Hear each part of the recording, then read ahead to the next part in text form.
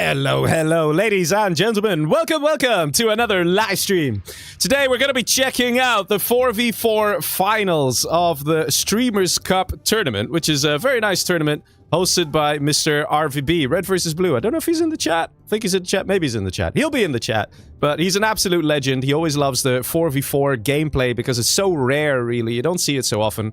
So he likes to come up with an annual tournament. This is the year 2025 where we have the Streamers Cup tournament. And I'm very happy to present to you the finals. Now, for those of you wondering, wait a minute, you know, if it's 4v4, where's the observer slot? How does that work? Well, that's the thing. We're actually checking out the replays, okay? So these matches have already been played. So, hey, guess what? Guess what everyone is not gonna do? Spoil, okay? No spoilers. If you can spoil things like the score or whatever, or say, oh, I know that this guy is gonna win this match or stuff like that, you will get timed out. I've explicitly instructed the people in chat, the mods, to be ruthless if needs be, okay? So, no spoiling, no nothing. We're gonna enjoy it, okay? Because not everyone has seen it. And it's a lovely set of matches, okay? But yeah, let's pull up the bracket. Where is it? The bracket. Here we go. Look at that lovely bracket, guys. So yeah, you can see there's quite some games that have already been played, right? It's a lot. It's a whole tournament. And we've finally reached the finals here. It's going to be Team Excal versus Team Marakar. You guys, man, you know how good these players are. They're absolute legends. And you can see there's some very hard-fought battles here to try and get to these finals, to the position here. And yeah, all I know is it's going to be good. I haven't actually watched the matches myself. I've been doing my best, hiding. So, you know, we're going to see it legit happening. It's going to be fun. And I hope you guys are ready for it. So, yes, we will have the bird's eye view. So we'll see the whole match, everything going on, and things like that. So, you know. I see Yui says, thank God I didn't finish watching it. Good. Again, no spoilers. I'm serious. You will get timed out, okay? That's, yeah. All right, so let me see if I have the replays ready. I should have them ready. They should be grayed out as well. There we go. For those of you wondering, oh my God, that's not a healthy looking thing. It's normal. It's normal. Don't worry about it, people. It's normal. Anyway, let's see. Is there anything else that I should mention here? No, I don't think so. Oh, actually, yeah, the prize money, because it's actually $500 sponsored by Mr. RVB. And it's $400 that goes to the winning team, and then $100 that goes to the runner-up. So there you go, boys. There you go. Okay, so I think we're ready for the first match. Ladies and gentlemen, are you ready? Actually, wait, I actually need to check something real quick. I think this needs to go like this. Okay. And I do this one. And I think we are good to go, ladies and gentlemen. Are you ready for match number 1? Battle for Reach, Team Excal versus Team Marakar. The Streamers Cup Finals. Here we go. Are we in? Are we doing it? Hold. Yes, ladies and gentlemen, we're off to the races. Now let me try something. 1 second here. And there we go. Okay, so here we go, ladies and gentlemen. Down below here, we have Mr. Kiltole in the red as Tank General. On the right, we have... wait a minute. Oh, whoa, wait. I spot something. The scores. There we go. A little better, right? Okay, and continue. All right, we have here Cyan Marakar as normal China. Above him to the right, we have Infantry General for Mr. Memphis. On the left, we have the pink player, Vodka, as normal China. They're the Chinas who are notorious for winning on this map. I don't know why, but the Chinas always do so well. But let's see how they will do over here against the GLAs. We go Route 1 as Toxin General. On the left, we have the orange player, Antipro, as Stealth General. We have the almighty Excal as Demolition General. And up top, we have the green player, Call Me Sam, as normal GLA. Now, of course, the GLAs will send workers everywhere, right? They want to try and get the map control going. They want to have a good time. Trying to make sure they get their tunnels up, so they have the lovely locations from which they can send out some technical, some aggression like that. And the Chinas, of course, will have a bit of a hard time dealing with that. But statistically, for some reason, the Chinas just always win the games on this map. It's impressive. So, let's see if it's going to happen again. This time in the finals. We've got some GAT tags, got an airfield going up. Looks like there's a Helix being produced here, an Infantry General Helix, an Assault Helix by Mr. Memphis. So we'll have to keep an eye on that as well. Let's see up top. We got a dozer here from Memphis, trying to take this section. So far, Not happening, not too much happening. Everybody building up. And the first technical now coming out from Mr. Rudwan, the Toxin General. And yeah, he can't go through there. That's a tiny passage that's on fire. Has to find another way in. Another technical on left-hand side from Excal. Let's see, 2 technicals. There's a Lix on the right side there from Marakar. Trying to take out 1 technical there. Let's see what's happening here. Is there anything inside? There is. Tech RPG dealing some damage here to the trucks. In the meantime, the Gatlix, there we go, with the Gatling cannon upgrade from Marakar has dealt with that technical aggression. Over here, not too bad, not too bad. So far, the early aggression of the GLAs has not had too much of an effect here. Gatlix going back for the other technical. I'm sure the GLAs had hoped they had a bit of good of attack going in there, but didn't quite work out. We're going to super chat coming in from Discount for Bananas. I hope there won't be any mismatches. Well, we'll find out the hard way. It's still possible that one of the games mismatched and then there was a replay. But I have the replay files that have been sent to me, so we'll see. We'll see how it goes. We'll see how it goes. Anyway, it looks like the GLA continuing to be aggressive here. But the Lix is proving to be effective here with the technical aggression. All right, look at that. And there we go. That's a really nice, easy way to deal with that threat. Now let's see what's happening up top here. GLA actually advancing here, taking out the oil. And there is the infantry bunker over here from Yellow, from Mr. Memphis, who is holding. But this is where things start to get a little risky. When the Lixes start coming in, they can deal a lot of damage. And one other thing that's going on in this is that, of course, the Chinas have excellent general powers. Imagine all the GLAs being level 3 versus all the Chinas being level 3. You know, you get to call in a Carpet Bomber and stuff. Imagine 4 players sending in a Carpet Bomber. Okay, Kiltol can't use Carpet Bomber because he's tag general. I'm gonna wait till level 5, right? But let's see. Loads of drag attacks pushing in from the pink player, Mr. Vodka. Is Sam ready for it? Ooh. This could be a bit difficult here. Drag attack in the back, not moving in towards the arms dealer there. Could be a missed opportunity. And Sam cleans it up, no problem. But of course there are still Lixes out. The Chinas putting on the pressure here on the GLAs. One Helix does get shot down though, so that's very nice. And loads of Lixes coming in from Marakar. Whoa, he's the normal China. He's not even the infantry general. He's just pushing in right into the base here of the GLAs. Lots of quads ready though. That is very good team play there. And that's absolutely necessary. Team Excal has to deal with these Lixes. And still 1 bunker Lix remains. Not too bad. The oil over here does survive. And there is a bit of a retreat happening here. Oh, that's a Fargo pop right there. Actually does do a bit of damage to the Lixes, but not worth losing all the quads. And a bit of a suicidal attack coming in here from Memphis. But wait a minute, he's actually managing to kill most of the quads. And then gets shot down. But in the back here, Vodka. He's done it! He snuck in a dragon tank, boys! He snuck in a dragon tank. And that is very problematic here for the GLAs. Has to sell off the supply, losing the arms dealer as well. 1 dragon tank. Well, everything, all this chaos is going on. And the Helixes are flying, and the dragon tanks everywhere. 1 guy sneaks in the back and deals an insane amount of damage. In the meantime, we just see more and more dragon tanks, really. And let's be honest, they work very well. And more Lixes. The thing is this, it's actually very nice to just pair up the Lixes with the dragon tanks, because the quads have a hard time dealing with dragon tanks, but they're needed to take out the Lixes. So, yeah, the real question is, would it be good to have just a couple of Scorps out to help deal with those dragon tanks nice and efficiently? And then again, every quad keeps getting destroyed here and is just necessary to deal with those Lixes. The aggression from the Chinas is quite something. GLAs are holding here. In the meantime, this section is taken by the GLAs. Interestingly enough, on the top right, we also have this section taken by the China. So no one really ahead, but the aggression, man, is just... it's very effective. And some serious damage was dealt here to Sam by that lovely dragon tank from Mr. Vodka. Let's see what's happening in the bases here of the Chinas. Getting more and more Lixes. And pumping out a whole load of tanks here as well. Mr. Kiltol. He's preparing an army to do a big push. Got a Jarman here, being nice and annoying. Could even snipe this. Get the power, potentially. Though I'm not entirely sure if that's worth it. Game's starting to slow down a little bit.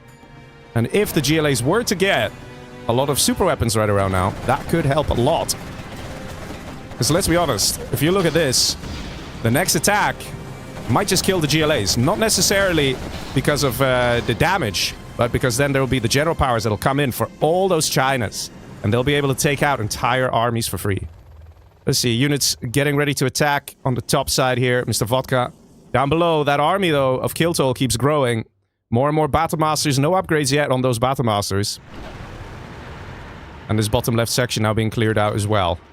Let's see, up top, everything's been cleared here. So the GLA is definitely on the back foot, struggling a bit. Vodka getting a lot of Dragon Tanks. He really wants to keep these GLAs busy. And let's see, a bunch of demo bikes coming in. Now that is a very nice response here from Excal. That could absolutely mess up a tank general army here. Oh, that is gonna hurt. Takes out a decent amount of tanks there. Those demo bikes, man, they're pretty cheap. They're like 600 bucks each. And taking out all those tanks, that's a good trade-off. Lol. Look at this fella. Look at him. Oh, nice. Nicely spotted last second there by Vodka. Legend. Let's see, down below, we got another massive Helix army pushing in from Mr. Marakar. He doesn't seem to have the speaker tower upgrade in this situation. Could really help him out to increase the healing rate there. It doubles the healing rate for the Lixes. And at the same time, we have a bit of a ground push as well. And this is where things start to get more and more difficult for the GLAs. They're being pushed up top. And they're being pushed down below as well. Like I said, for some reason, man, the Chinas, they always just win it. The GLAs always struggle. Although you'd imagine on a big map like this, the GLAs would have the advantage with the, you know, the teleportation system of the tunnels. But look at this. How are you going to deal with this? How many quads are necessary to destroy this? There's just no way. There's no way. And at the same time, we got a tank general army here as well. So even if there are a load of quads, the Battle Masters will just shred them, no problem. Arty Barrage coming in. And that's going to be on the arms dealer there. Just to try and eliminate as much as possible of Sam, the green player, who doesn't have much at this point in time. Let's see, what is this glowing? We got a Jarman who's vet 2. Let's see, how are the bases looking?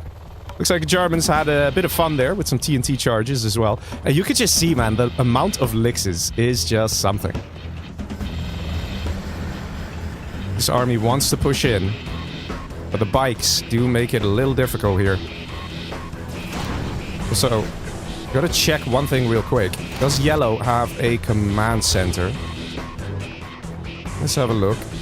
He does have a dozer, but I don't think he has a command center yet. He does have 2 dozers. Because he's actually level 3. So if he gets command center out, he can also use the general power abilities. You can see what the GLAs are doing here, man. They're going for the economy here. Getting a market up here. They want to try and get into the late game. We have an army steal as well from Mr. Excal. Very nice. And these Lixes, man. These are terrifying. Toxin buses. And they get destroyed here. A Lix does get taken out. Mix coming in. Oh, lovely stuff. Not too many bunker Lixes here, I think, for Marakar. A lot of them are actually just Gat Lixes. Let's see, this army is just holding ground over here. Meanwhile, the oil does belong to Marakar, so it is all China-owned territory over there.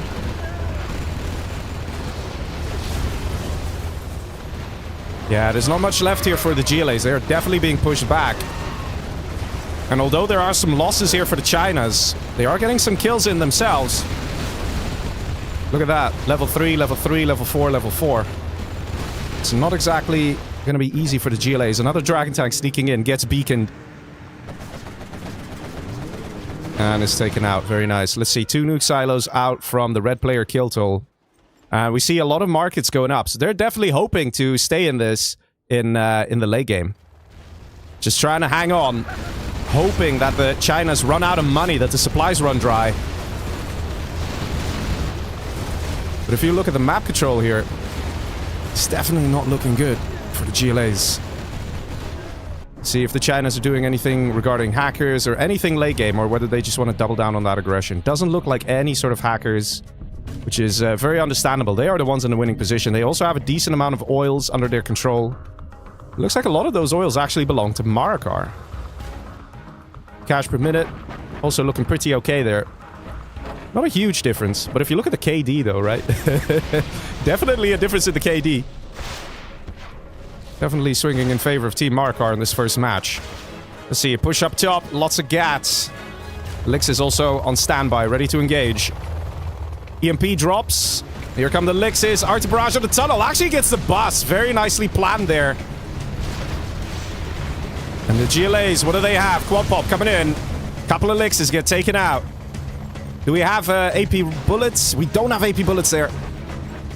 We do see some markets, right? Or does he not have a market? He has a market. It is worth getting that AP bullets. That upgrade to make the quad cannons deal 25% more damage. You kind of need it in these situations. And here come those general powers. Memphis with the carpet bomber. And the Lix is flying in as well. MiGs coming in with a strike on the bus back there. Quads. Whoa! Quad pop. Not exactly successful there. That is a lot of dead quads. And that is basically the GG because there's nothing really to deal with this. Serious losses for the GLAs. That's a big chunk of their base being wiped out here. Mr. Marakar having a great time. In the meantime, we actually have the tag general who's been producing tanks this whole time. Mr. Kiltol coming in ready with a push. And this is the beauty of the plays. The air units are so powerful, the helixes, there need to be a whole load of quads, but quads would have zero chance against this. You need demo bikes, you need scud launchers, you need something. An anthrax bomb would do the job. This is not looking good here for the GLAs. Very well played in this first match of Team Marakar. The GLAs tried to get a bunch of markets out, but ultimately it doesn't really matter. They're falling behind here. The income per minute dropping pretty hard. And just dealing with an army like this is going to be very difficult as is. And then imagine the elixirs that come in as well. Ooh, nice demo bike there from Mr. Excal. Another quad pop on the left-hand side. And here you go. Look at this. How many quads die, right? 1, 2, 3, 4, 5, 6, 7 quads die for 2 helixes. That is a painful truth, man. That's the painful truth. 7 quads for 2 helixes. And those are not the kind of engagements the GLAs want to have. Selling the market. Yeah, there's not much going on here. Demo bikes could maybe do a bit, but they need to be on point. And there's just way too many helixes out. Ooh, this palace could do a bit of damage, actually. Almost takes out 1 helix. I know, crazy, right? Almost takes out 1 helix.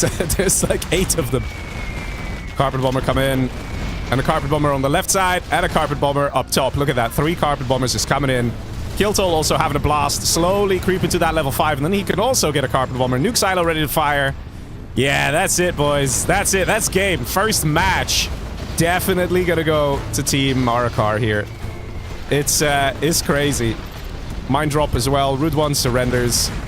Second carpet bomber. Still have that nuke that needs to fire from Kiltol, but I think he's probably wondering, like, where should I fire the nuke? This army that I have is just too difficult to take out. Ooh, that was a good hit there. Nice demo bikes. Sam surrenders. Just Excal and Anti-Pro here. Not much left. Flamers coming in. Mr. Vodka, who's been having a great time with the Flamers. Anthrax bomb drops and doesn't get cleared. And there we go. Players surrender. There we go. That's the first victory here. Going to Team Marakar. Very nicely played there. They definitely did a good job. Good team synergy, I think, right? I mean, working together, having those ground attacks coming together with the Lixes. I have to say, very powerful plays.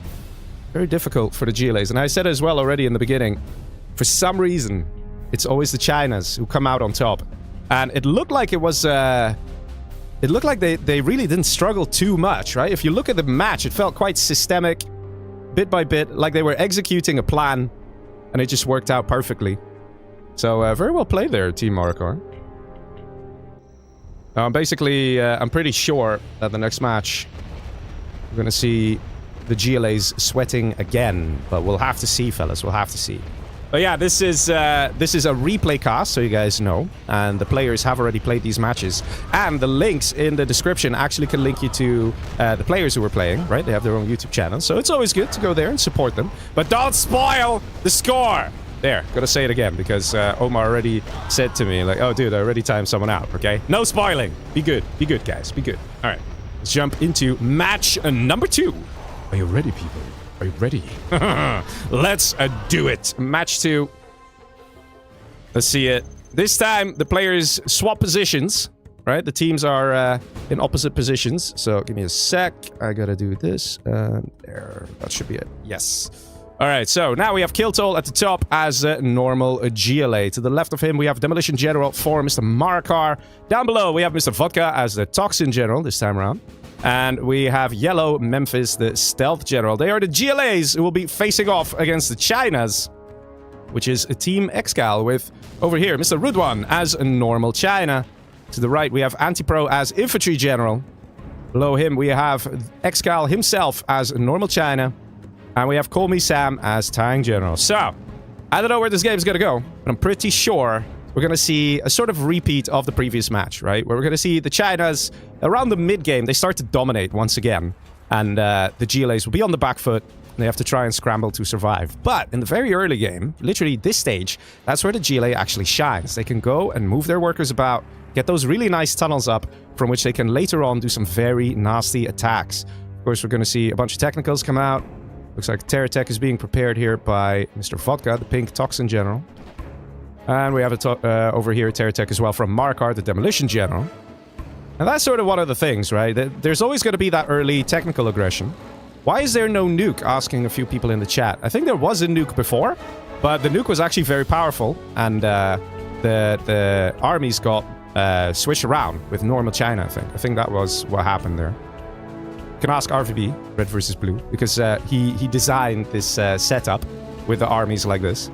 Try and have a bit more balance going on. And he's been tweaking this setup for quite some time. Oh, very nice save there. And he wants to try and find a balanced sort of matchup where it's not always the Chinas who win. Let's see. Oh, he's bugging out. And that is a dozer. Wait a minute, is that a dozer hunt here on the blue player? Oh, boys. Oh, boys. Rudwan. Was that your last dozer? I think it was. Rudwan without a dozer. As one of the normal Chinas. That is actually very big. Dozer hunted like that so early on. That was very nicely done there by Mr. Vodka. Something like that does have a ripple effect, because that means no general powers coming out from Mr. Rudwan now. Let's see. Oil grabs coming through. Quite a few gats. Rudwan can, of course, still make a difference here. I mean, we saw it before. Vodka did so much damage just pumping out dragon tanks. So dozer hunting is fun, but you need to go a little beyond that. As long as these war factories are alive and pumping, Blue is still in the game, can still deal a lot of damage. Interesting to see the Chinas went for this one, as well as this one. So far, the Chinas are having a lot of income here. Sure, they're very happy about it.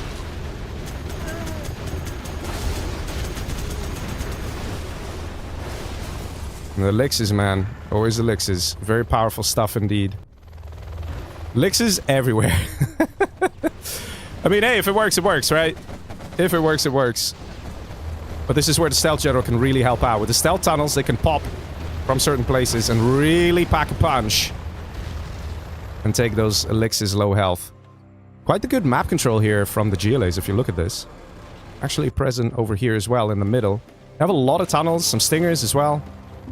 Stinger sites also make it extra difficult to deal with, to have the elixirs go in. The only problem with stinger sites is their stationary base defenses, right? So these ones are very good as anti-air against elixirs. But of course, a helix could just fly around because it's a massive map. So you just choose not to have an engagement happening there. Dragon tanks pushing in. And Excal even has this oil. The Chinas have this whole section. As well as on the top side. Look at this. Excal also has... Whoops. Excal also has this oil here, guys. He's literally on this side of the map and all the way bottom left. And if it's someone you don't want to give too much money to, it's Excal. We know that. He's seen as one of the best players in the world right now. If not the best. And I just hear elixirs everywhere. Blue is still pumping out the units. One thing that could help a lot is just Terratech one of the war factories to cut his production rate in half. And the GLAs are already defending in over here, getting a lot of defenses up. Prepping for later on. They do have this money here. Nicely done by Vodka. He secured it for now. I don't think it'll be too long before the Chinas come in and push and destroy that. We'll have to see, guys. We'll have to see. See a Scorp out.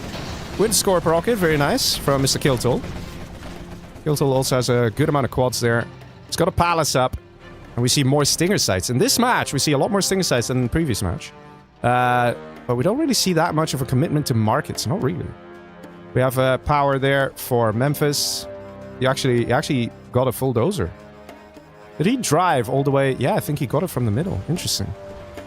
Let's see. Lixis pushing up top. Anti-Pro with the powerful Helixes. Ready to assist Mr. Rudwan, who has a lovely army. This is the dozer hunted China, guys. And this is what I said. You can still make a big difference in a game, even if you are dozer hunted. Whole load of units from the Chinas. They're getting in position to attack. But we are seeing more Scorpions here, and that will be help a lot against the Dragon tanks. Helixes, of course, coming in as well. Lots of Helixes here, guys. Scorpions already dealing some damage here. And the quad pop coming in a bit risky, but it does actually help.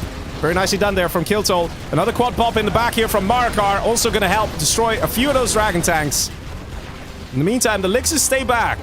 The Lixes are keeping a safe distance here. And so far, all the Dragon tanks actually got destroyed. Very nicely done by the GLAs. Lixes still choose to engage. Bit risky here from Mr. Excal, but he's going for it. He doesn't care.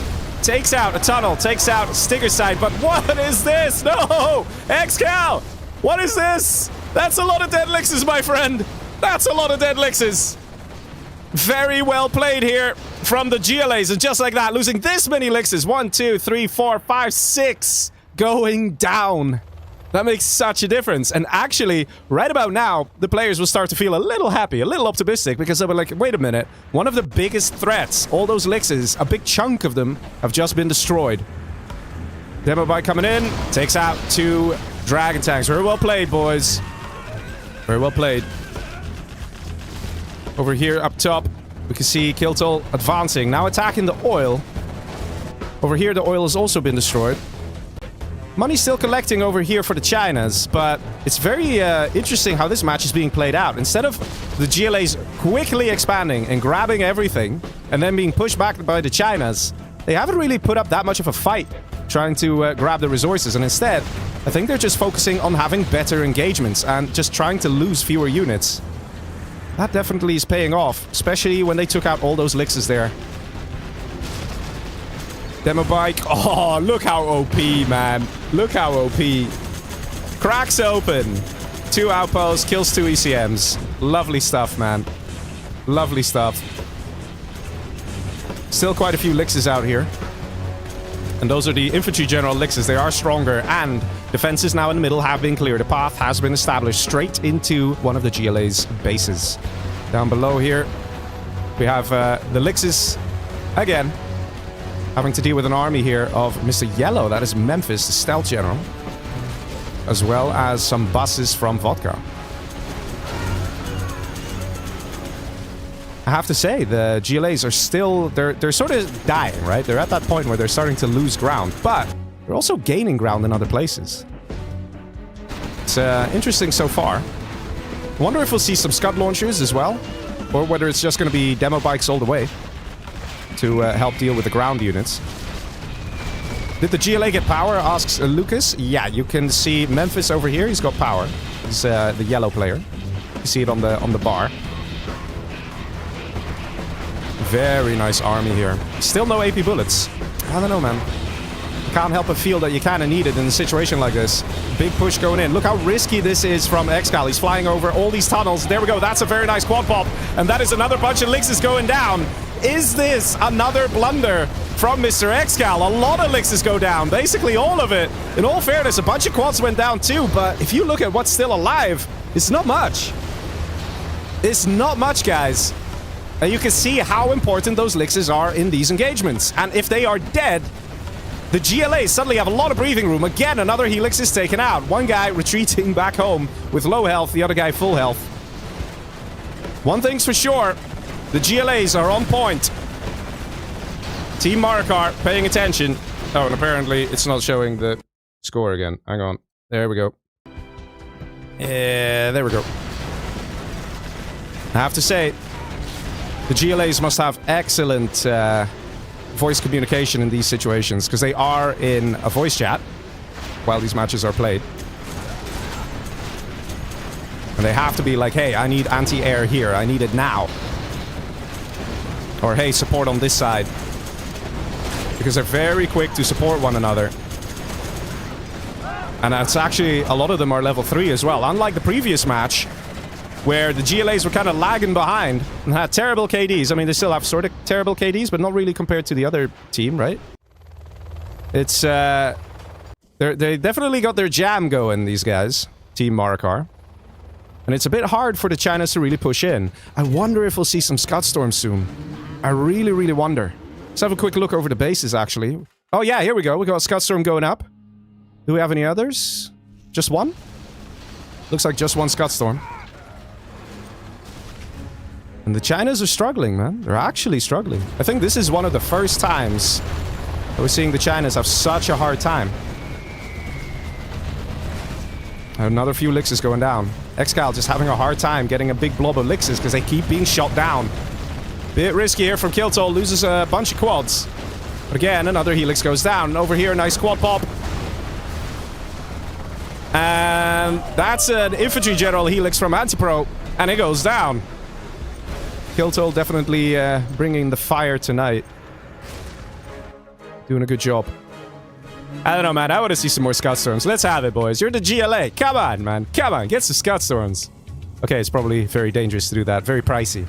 Scud Storm, 5,000 bucks, you know? And in these situations, you need every bit of money for anti-air because there's freaking Helixes. Or for demo bikes. Oh, that German just got bombed. So as much as I might want to see Scud Storms, and some of you as well, you've got to be very careful with how you play it in these situations. 5,000 bucks is one big investment, but here we go. Kiltol, normal GLA has one Scud Storm online. And Elix goes for it in the back. Do we have any anti-air here? Doesn't look like it. And he's actually evacing as well. And I hear a Scud Launcher. Oh, look at that. Scud Launcher there. Nice hit from the red player, Mr. Kiltol. EMP coming in. And ultimately, even though the GLAs were doing so well and killed a lot of stuff, they are just finding themselves in hot water. The attacks continue. The Chinas doing it again. Demo bikes coming in. Slightly missing the target there.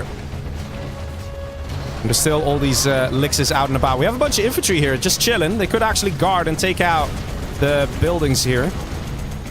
In the meantime, we still have this Dozer Hunter Blue player whose money is dropping down to 0. So there is that. He's still there, boys. He's still there. He's hanging on. He's, you know, helping to motivate the team. But this big infantry army, the only way you can easily deal with this is an Anthrax bomb, and these guys are not close to level 5. So that's not going to happen anytime soon. Alternatively, demo bikes could do well. Maybe some Scud Launchers. But one thing's for sure, the red base has been almost completely obliterated. Not much left. Scud Storm here, kind of exposed. Reinforcements coming in from yellow. Mr. Memphis. Stealth General. He does have enough quads. Does he have AP bullets? He does, which will help. Let's see over here. We also have it over here from Marakar. EMP comes in. It's not really going to achieve too much. And the army has been destroyed. Now, here's the thing. These guys have cash bounty here. You could see it. You got 60 bucks for every tank hunter who that he killed. That is something that can actually help in these situations. Having a bit of extra income through the cash bounty. But here we go, boys. The general powers coming in. All those Chinas and their general powers, right? Rebel ambush up top. Destroys the outposts. The quads push in. Lovely concave over here. The GLAs choosing to engage. China on the retreat. Nicely done. Not easy to coordinate those things. Carpet bomber coming in. Destroys the tunnel. Let's see what else is going on. Let's actually check out the bases as well of the players. We do have... Yeah, these guys are happy. Building away. And let's check out green on the left here. He's built a nice wall. Just to call me Sam. I'm not sure if quads should engage this. Scud launcher might be a safer bet. Gotta get these guys back to safety. Oh, they have veterancy. Okay, so they have the extra health. More carpet bombers. And slowly the GLAs are holding. It's, they're not dead yet. We still have a Scud Storm that can fire in 2 minutes. And there's still decent armies out for the GLAs here. Kiltol did take one hell of a beating. Look at that, 600 bucks per minute. I think that means he has a single black market. I don't even know where it is. If the other guys knew he had a single black market, they would just kill that and call it a day. Yeah, here it is, the single black market. That's literally his entire income. And Scud Storm gets destroyed, but the hull survives. So this Scud Storm will automatically rebuild. And here we go, Anti-Pro. The Infantry General coming in with a big push. Now this is going to be very difficult to deal with. And it kind of, we're going to have to see Marakar, the Demolition General, deal with this. He's going to be the only one who can easily deal with this. Is he sending in a worker? He's sending in a worker. Is he going to explode it? Oh my god. Did he just voluntarily walk up to a dragon tank and explode himself? I mean, check out the cojones on the workers, boys. Oh, there we go. There's no minigunners here for Anti-Pro. And Marakar is having a great time. He's just sending in the workers, man. Sending in the workers with a demo upgrade. You can manually explode them at will. You know, sometimes we don't need complicated solutions. He actually gets 100 bucks for cracking it open. So he's like, you know, earning some money back of the price of that worker. Oh, man. But yeah, let's see what's happening down below here. Some defense going up as well. So the Chinas are not feeling too comfortable. Wait. What? Hang on. What? Guys, are you seeing what I'm seeing? Rudwan has an infantry general command center and is just sending out a carpet bomber. Hang on, what? As normal China. I think I know what's happened, boys. I think I know what's happened. Let's see if we spot a nuke cannon somewhere in someone's base. I don't know. There must be a nuke cannon somewhere. Or... Wait a minute. Oh, even better. They sniped it with a Jarman, and the Jarman got killed. And then Rudwan took it for himself. Bravo says, I haven't seen nuke silos, so it can't be in neutral shells. Yep, but that's what happened, boys. That's what happened. Let's see, sneak attack somewhere. Where was the sneak attack? Over here, for reinforcing. Again, the Lix is proving to be very effective. But yeah, there you go. The dangers of sniping a dozer has now undozer hunted Mr. Blue. Because the GLA would have sniped the infantry general dozer. And the Jarman who sniped then got killed. And then Blue took the dozer for himself. Building a command center so at least he gets access to his general powers as well. Just like that. He can play a bigger role in this game.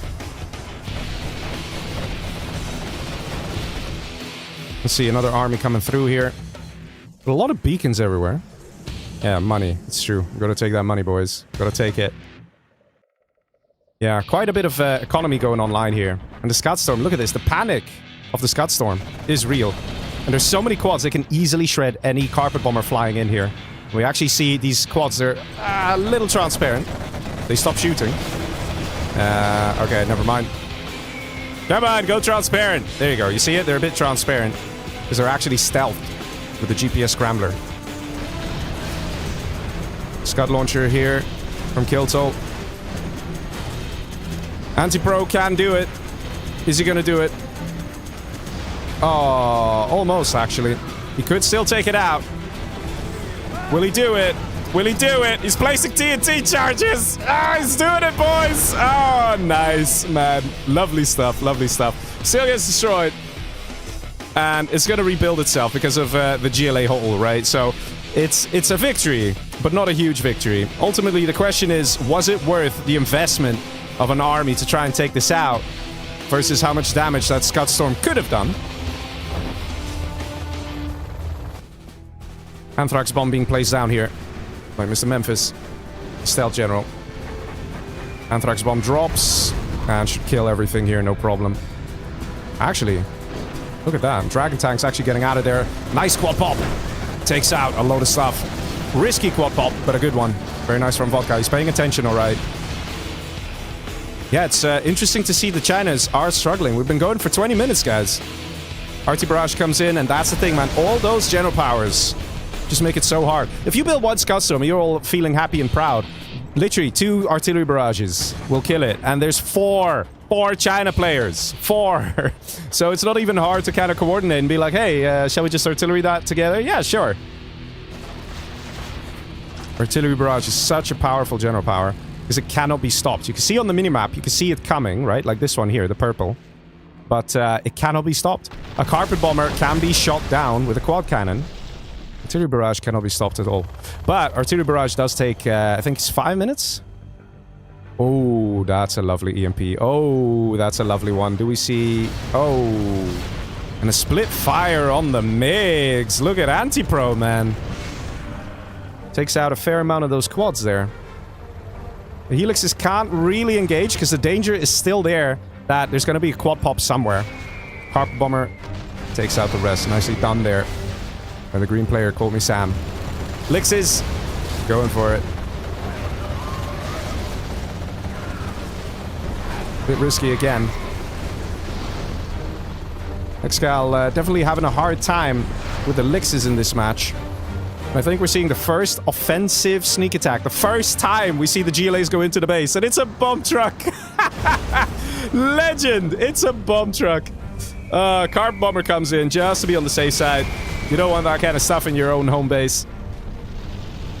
And there we go, man. We actually see some hackers out as well. I did not expect to see any hackers from the Chinas. Like, none whatsoever. They have an internet center out. No spy satellite upgrades. But to be honest, I don't know if you really need it. Because if you could just keep sending out general powers, you can literally scan the map by sending general powers. Because they also reveal the area where you strike. Yeah, the GLAs are holding. It's very interesting. I wonder if we'll actually see some saboteurs as well. Particularly from Kiltol or from Memphis. Because they have access to them. And then just send them into the command centers every now and again. And it resets all the general powers. That would save a lot of stuff. Because here, Carpet Bomber kills a building worth 2,500 bucks. One saboteur is only 800. So things like that could also make a difference. For some reason, Vodka has found himself in the base here of the Chinas with a dragon tank. Vodka, the toxin. And the dragon tank. Vodka always has been a bit more adventurous. Rebel ambush. Oh, very powerful there. Very nicely done. Yeah, I'm kind of surprised. Looking at where everything's going here. Everyone's kind of in trouble. To an extent, right? Memphis has decent income. So do some of the Chinas. Route 1, not so much. I think Route 1 literally spent everything he had. Instead of trying to build up a whole chain of buildings from the infantry general to then get like 1 or 2 hackers and still be like useless for another 5 minutes. So here, look at that. He's placing beacons. He's just trying to be helpful to his mates. Ramo says, Route 1 still has support powers. Yeah, that's true. That's true. Route 1 is level 4. So if he's level 5, he could, for example, choose to get what's it called? The cash hack. Which you can do every 4 minutes. You can steal $1,000 from your enemy. It's either 1,000, 2,000, or 4,000 that you steal from your enemy. But your enemy does need to have that amount of cash in the bank. Otherwise, you just take the amount that they have. So, for example, if you were to cash steal from Vodka, you'd only get $350, right? So, a level 1 cash hack is pretty much always safe. You're going to get the money. A level 2, maybe not always. A level 4, level 3 to get $4,000. Yeah, that's not really going to happen as often. And there we go. Again, black market gets hit, but it's going to rebuild.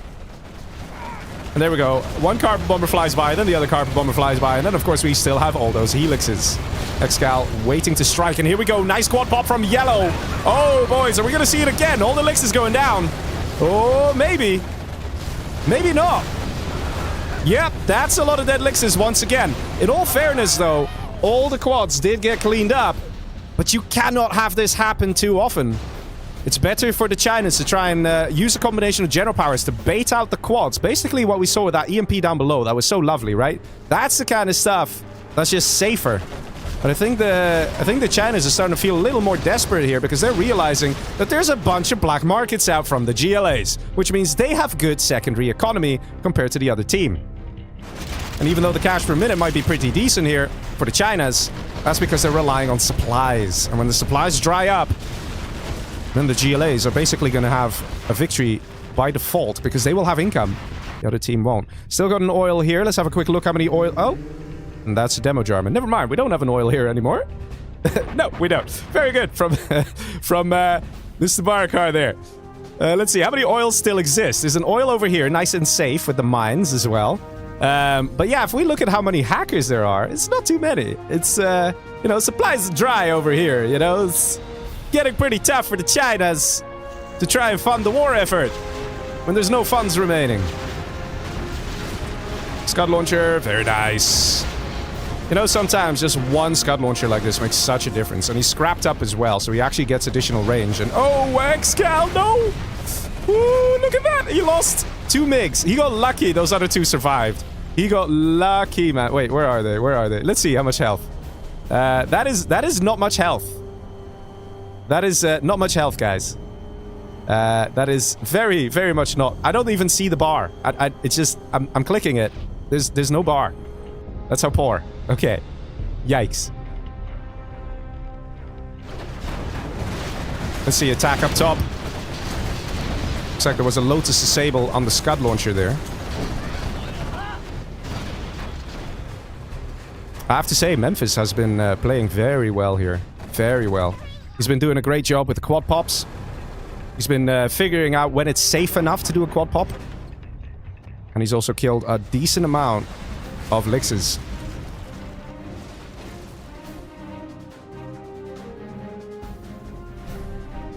Still, quite a few markets remain. And they keep hitting the markets. You see that? All the general powers. Carpet bombers keep going on markets. Artilleries keep going on the markets. Because they know when the money runs out, these are the buildings that will carry the GLAs to the finish line. They've given up on just taking out a player. Now they're just trying to do damage control. Trying to ensure the GLAs won't have much income. And just by being level 5, everyone just bombards the crap out of them. And hopes for the best. Oh wait, no, these guys, right? Only rude ones are not level 5, actually. It's crazy. Let's see. We have sneak attack down below from Mr. Marakar. Got rebel ambush here as well. Oh! He popped! He popped! I heard something. He popped. We don't see any units here, but I heard a pop. I heard it. It's all gone. Like it never existed. That was dangerous. Not healthy. Lost a lot of units. But hey man, he got the airfield. He did a good job on that. But yeah, I kind of would like maybe 1 or 2 more Scud storms, right? Would be fun. Would be fun. Actually, there's a pro tip, right? If you have a command center like this, and you build a... Let's say there's no tunnel here, right? You build a Scud storm right here, and sometimes the artillery barrage shells hit the top of the command center instead of the target. So you can actually do things like that. And another sneak attack. Is it a bomb truck? Yeah, it was a bomb truck. He popped. It was a bomb truck. Got destroyed.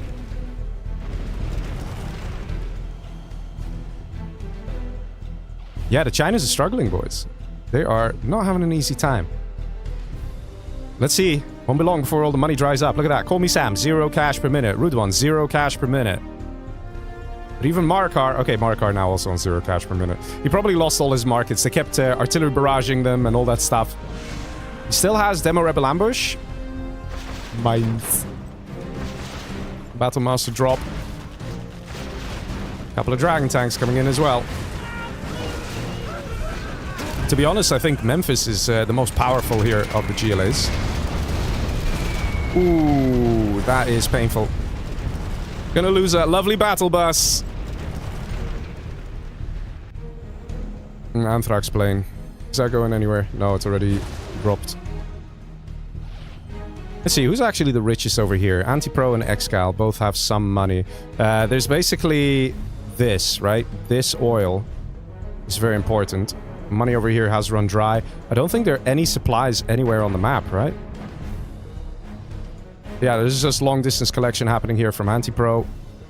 And Antipro has some hackers. Not too many. It's got a handful. I've got a bunch of beacons being thrown down here suddenly. Oh, like don't lose the... Oh. I still killed one supply truck. He got 120 bucks for that. That's over here next to the airfield. Nice from Mr. Marakar. What comes out? Is it worth the pop? It's a single quad. Could have tried to position it, the sneak attack, like right next to it. So then the Firestorm would have done some damage to the airfield as well. Lotus almost captures command center there. So the Chinese aren't done trying. They're still trying. They are a little afraid, though. We know that. And Marakar is back on $600 per minute. So he's rebuilt a black market somewhere. And Kill Tool's income now being targeted as well. Let's see. Marakar is Cyan. Somewhere there's a market out from Cyan. Somewhere.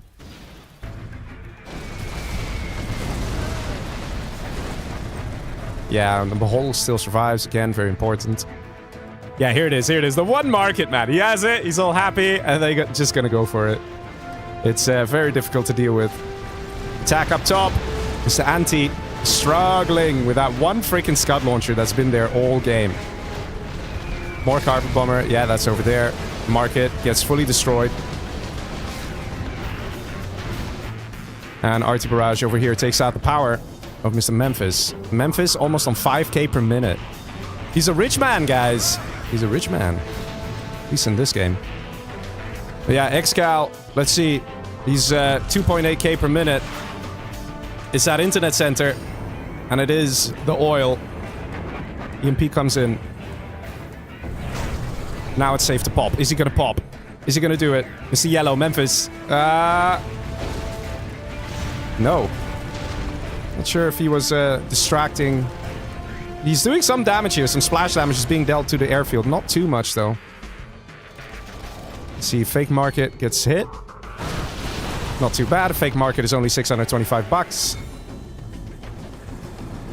Again, this is what I'm pretty sure this is what he wanted to pop down below.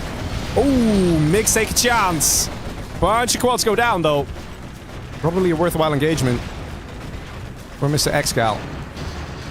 But one thing's for sure, this internet center needs to die. And there's so many general powers out, unless they send in saboteurs. Like Saboteur here, Saboteur here, Saboteur here. So you get 3 guys to not be able to use general powers. Unless you do that, you cannot do a sneak attack anywhere here near here. That's why a Scud Storm could be a solution. And yes, they can send out their general powers, but theoretically, if you build 2 Scud Storms at the same time, you'd have to use all their artillery barrages. That would also keep your black market safe. So there are ways to try and do this. But that internet center, it needs to go. If this dies, the GLAs will probably win it. Even this oil is nice to take out, but the mines here, very well done. Keeping it safe. Battlemass, oh my god, this should have been taken out, man. Memphis is busy elsewhere. Probably down below with another push from Anti. Sneak attack again. Carpet bomber just got used. Timing is good. Do we see a pop? Do we see a pop? Marakar doesn't even have anything. 39 bucks. He can just about buy himself and his mates an ice cream. That's all the money he has. No income per minute. I think he was hoping to have, in fact, a Firestorm dealing damage there. But I think the players know that Marakar has almost nothing. Okay, he might actually have nothing. He's got an arms dealer. He's got a radar van. The radar van has the demo upgrade. Just send the radar van in through the sneak attack and then blow it up. Let him contribute to the war effort, you know? I'm just surprised this game's still going on, guys. 4v4 games, they don't last this long, I can tell you that. It's all because of the stellar hold of the GLAs. Beacon over here. Yeah, hit the Scud launcher with the MiGs, says Mr. Rude One. He's absolutely right. The MiGs have other plans. And there's a Firestorm here, actually. Oh, that is going to deal some damage. That 3 quad just about survives. Very important unit. And the general powers, man. You can see what a difference it makes. Oh. Where's that? Over here on the MiGs. Sneak attack coming out. But again, you gotta be so careful. It might just get carpet bomb, but he's going for it. Is it a bomb truck, perhaps? Oh, here we go. The Anthrax bomb landed. If he can kill this... No! No! Oh my god. That hurts. That hurts. What we need right now is a second sneak attack. And then a third sneak attack. But Kill Toll and Vodka is not even level 5, man. They can't sneak attack yet. They need to kill more stuff. Then a Rebel Ambush could take it out. That's true. That's true. But you got to be careful with the Anthrax. Another Anthrax bomb here. Look at this. Also a lot of income here for Anti-Pro. So Anti-Pro is also getting richer and richer. And he's actually the only one who's still really pumping out the ground armies, right? So he's doing a good job, Mr. Anti-Pro, putting the pressure on the GLAs. And Memphis coming in again to try and clean it up. And the Flamer dealing some good damage there to Kill Toll. Another sneak attack. Oh, this could hurt. Yes, this is a Carpet Bomber coming in. Gotta be careful there, Mr. Excal. Gotta be careful. And he pops open his own internet center. There we go, ladies and gentlemen. Is this the beginning of the end?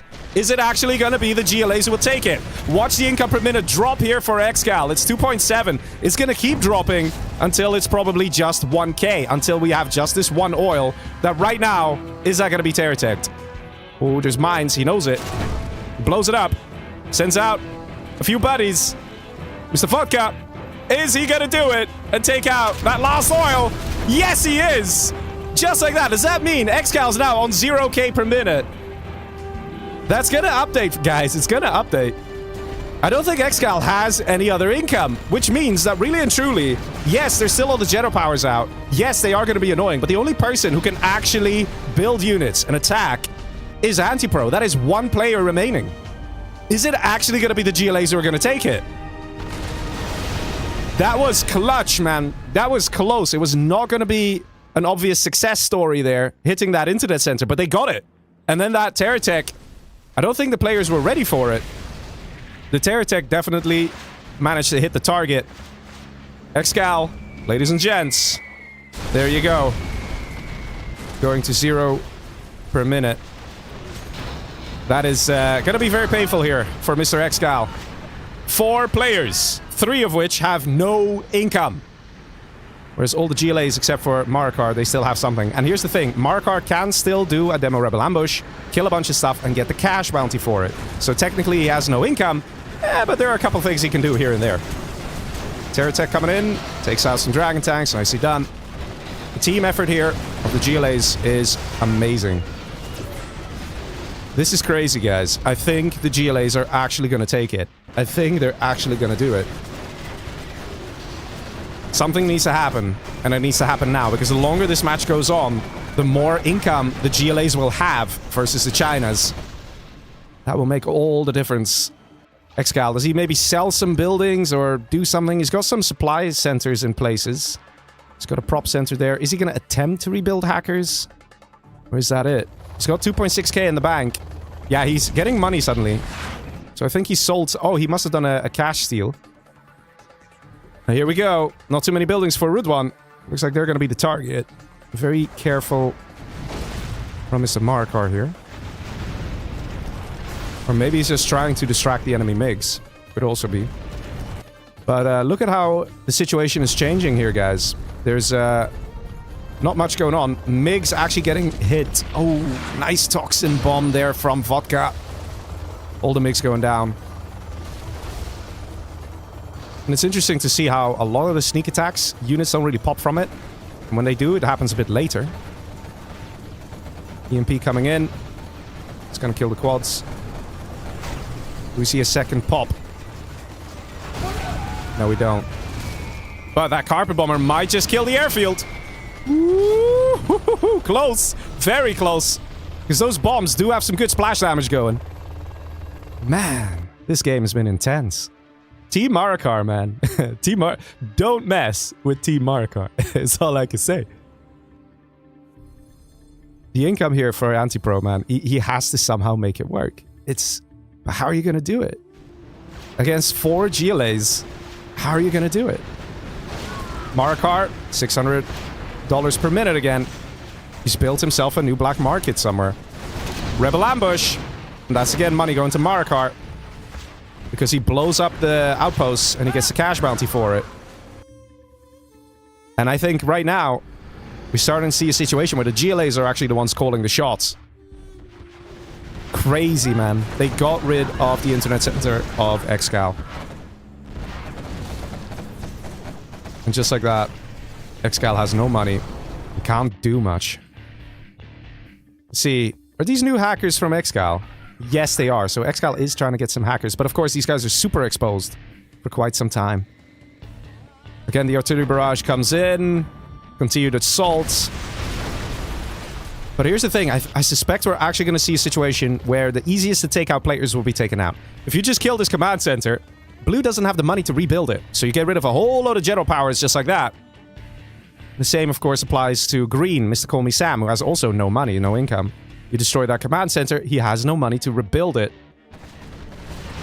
But look at all these carpet bombers. They're breaking through and they are effective. So those buildings are the next ones to take out. 2 sneak attacks coming in. The question is, which one is going to get carpet bombed or EMP'd or struck by the MiGs? And this is where things get a little difficult here for the Chinas. What are you going to do?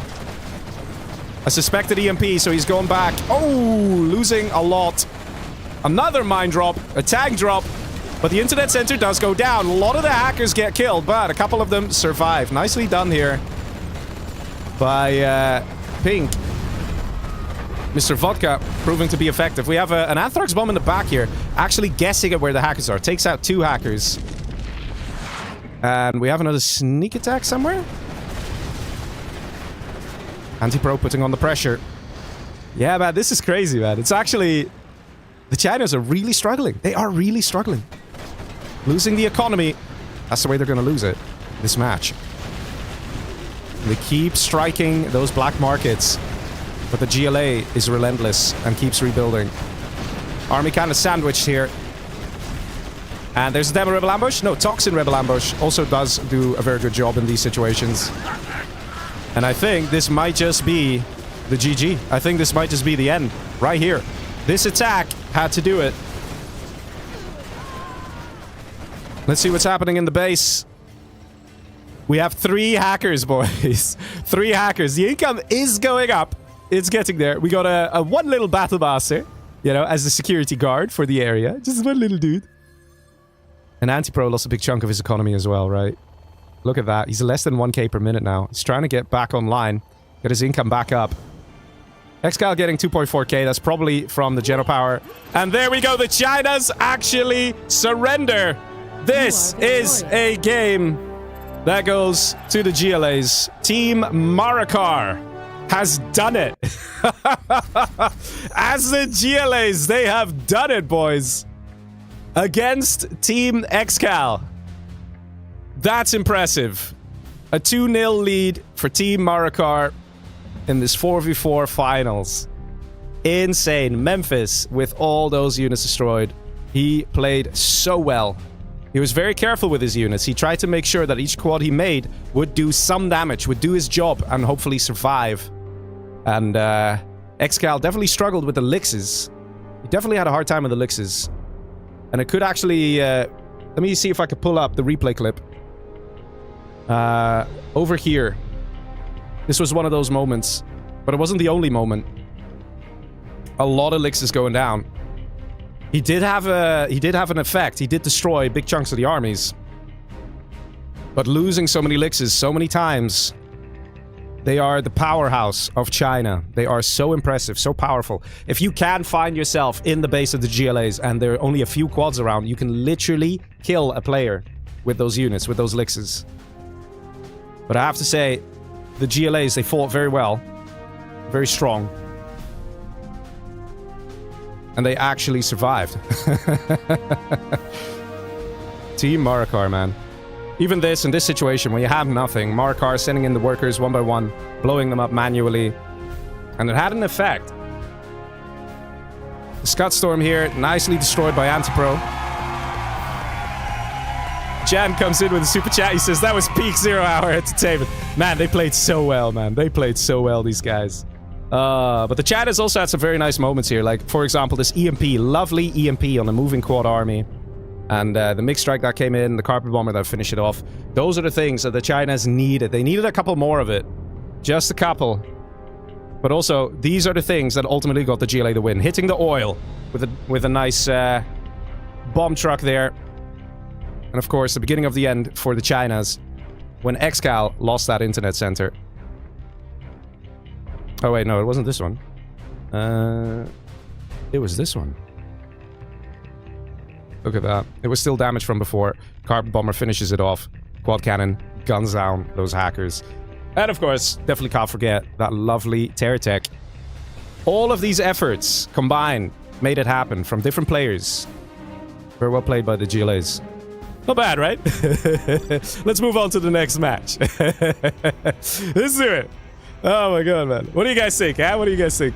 Sam is actually in the chat, guys. He's actually in the chat. He says, this was my first game in months. But all in all, I was happy with how I played. Oh, man. You guys, everyone played so great, right? But it's actually a best of 11, right? So it's a race to 6 victories.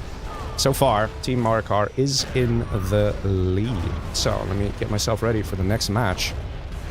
Ladies and gentlemen, what do you think of the game so far, huh? Has there been a player who's been impressing you so far? If so, say it in the chat. It's always nice to see. Always lovely. And here we go. Frozen Vanguard. Are you ready? That's the next match. Let's see it. And here we go. Ladies and gentlemen. Over here on the right. Wait. Again, it's not... Wait. Give me a second. It's not showing the score again. I gotta keep manually enabling it. There we go. Okay. And there. So, on the right, over here, we have Mr. Kiltol in the red as Super Weapon General. Above him, he's got the yellow Memphis Stealth General, who did very well in Stealth General last time. On the right side here, we got Marakar as normal USA. On the bottom, we have Mr. Vodka as the Nuke General. They are Team Marakar. They'll be facing a Team Excal, consisting of Rudwan over here as a Demolition General. Above him, we have a Laser for Mr. Anti-Pro. We got Excal as normal China. And we have the green player, Call Me Sam, as normal GLA. Let's see, boys. Let's see. It's a lovely map, right? Look how nice and big this map is, huh? It's such a nice map. It's also very dangerous. Very, very dangerous. Because, you know, danger is lurking in every corner. Something like that, right? Something like that. You gotta make it sound epic, right? That's always how it goes. Almost as epic as a drop from Anti-Pro coming in on. He's not sure. He doesn't know who he wants to drop. He's trying to find a good way in. It's not happening yet. Oh, never mind. He's choosing to go for middle instead. He's got some Rangers with him. He's got a capture building upgrade, so it looks like he wants to go for the middle oils. Yeah, let's see. We got a Firebase going up. Very interesting plays here. And Battlemaster moving out from Mr. Vodka. And this position here is very nice to also see what's going on. It's good scouting abilities. Technical flies in from Mr. Call Me Sam. Let's see where he's going.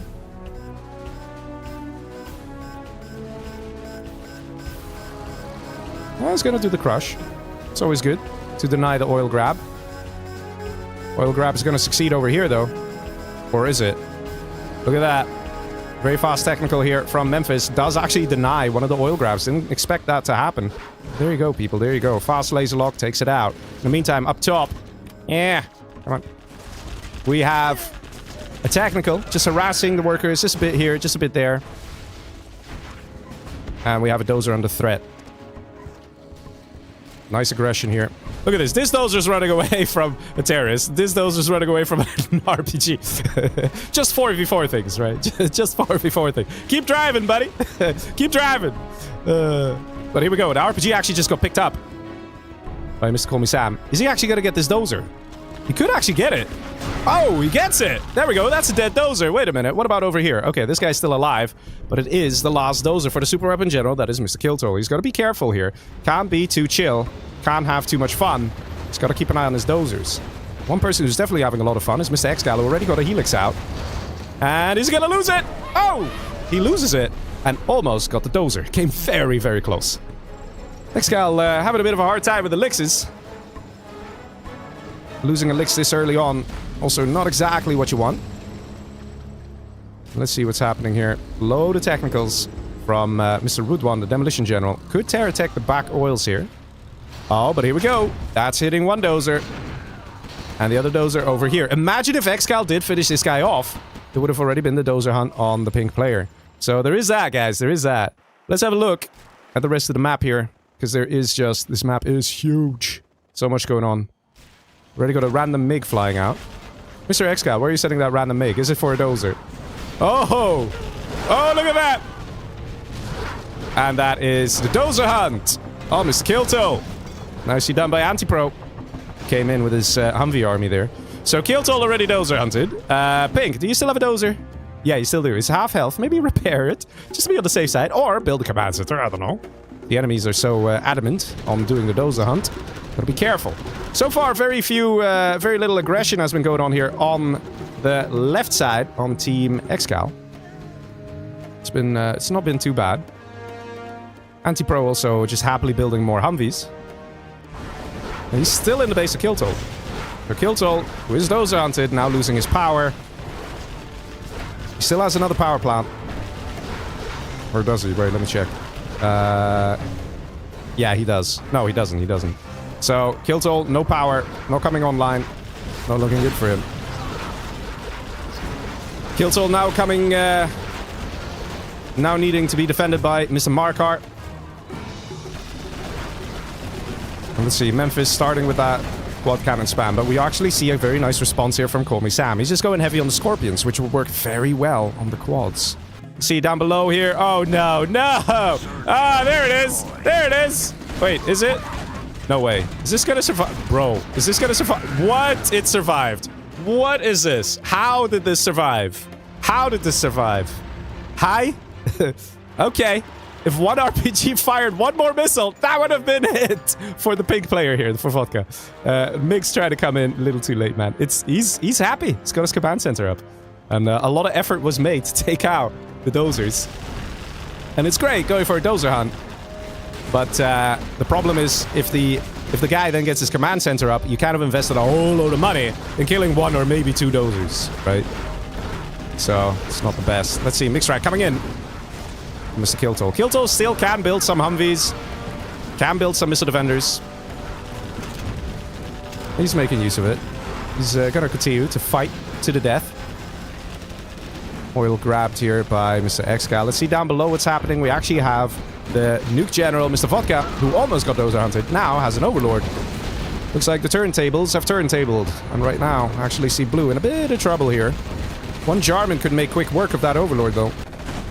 Let's see what's going to happen later on. Big quad army from Sam. He's doing a good job mixing in some quads, mixing in some Scorps. It's going to make it very difficult here for Team Marakar to hold against an army like that. And again, most of the fighting seems to be on the right side of the map. In the bases or the areas controlled by Team Marakar. Oh, that carpet bomber. Ooh. That came really close. That came really close. Let's see, quite a few Humvees out from Antipro. And there's the MiGs in the back as well. The MiGs can absolutely help in this situation. There are a few Avengers, but not too many. The MiGs might just still take that engagement. Does he have MiG armor? Let's have a quick look. Yes, he does. He might attack from the south even. Wouldn't even be such a bad idea. Let's see, down below, all this is getting cleared out. Nicely done by Vodka. And we have a tunnel going up here from Mr. Memphis. Wait a minute. Hello. Hello. Memphis bringing the pain once again to Team Excal.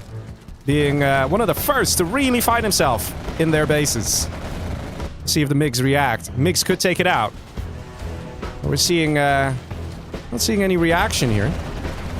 Looks like the team is communicating here. Team Excal deciding what to do. Deciding to go for the big strike anyway. While Sam pushes in with the ground army. Nicely done. Clears the way. Sam now here with a big army. There's no way Estelle General can engage. There's too many Scorpions. Nicely done. Both oils do get destroyed though. And that is definitely a W for Team Marakar. That's what they need. Get rid of the oils. In the meantime, there's still two oils out here. So it makes a difference, guys. Humvee gets dropped. Humvee gets scorched. Kills two MiGs. It's not the best, but it's something. And does this actually kill anything, maybe? No. Came close, though. Came close. But look at the size of this army of Marakar. Marakar's been pumping out the Tovies. Not sure who would win an engagement like this. Whether it's going to be the Scorpion tanks of Mr. Call Me Sam or all these Humvees. I would say the Scorpions. So we see a palace up as well. We do. You might want to get Toxin Shells, which is this upgrade. Because that way, if pilots do come out of the Humvees, they will die pretty quick. And otherwise, they will start sucking up all the tank shells. And they kind of act like human shields. I mean, hey, man, the game is totally okay. Totally fine. It's, yeah. All right, let's see. On the... Ooh, that's a nice mix strike. Whoa, baby. That is a mix strike and a half. That took out so many Humvees there. Nice hit. 1, 2, 3, 4, 5, 6, 7 Humvees. In the meantime, down below, the oils have been destroyed here by Antipro, who's also playing stellar. Doing such a great job here. He actually helped with the dozer hunting of Mr. Kiltol.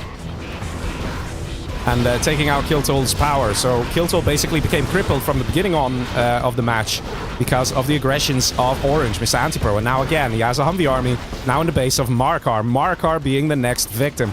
And this is not easy to deal with. This is a big, scary army. And Marakar is level 3, maybe a lucky A10 strike. But even that, the map is so big, there's so much space to maneuver.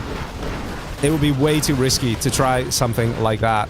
And this actually really calls back the army of Marakar, and that frees up the way for Sam to push. Carpet Bomber gets placed down, but Marakar already sees it. He knows where this is going, and he surrenders. Look at that, folks.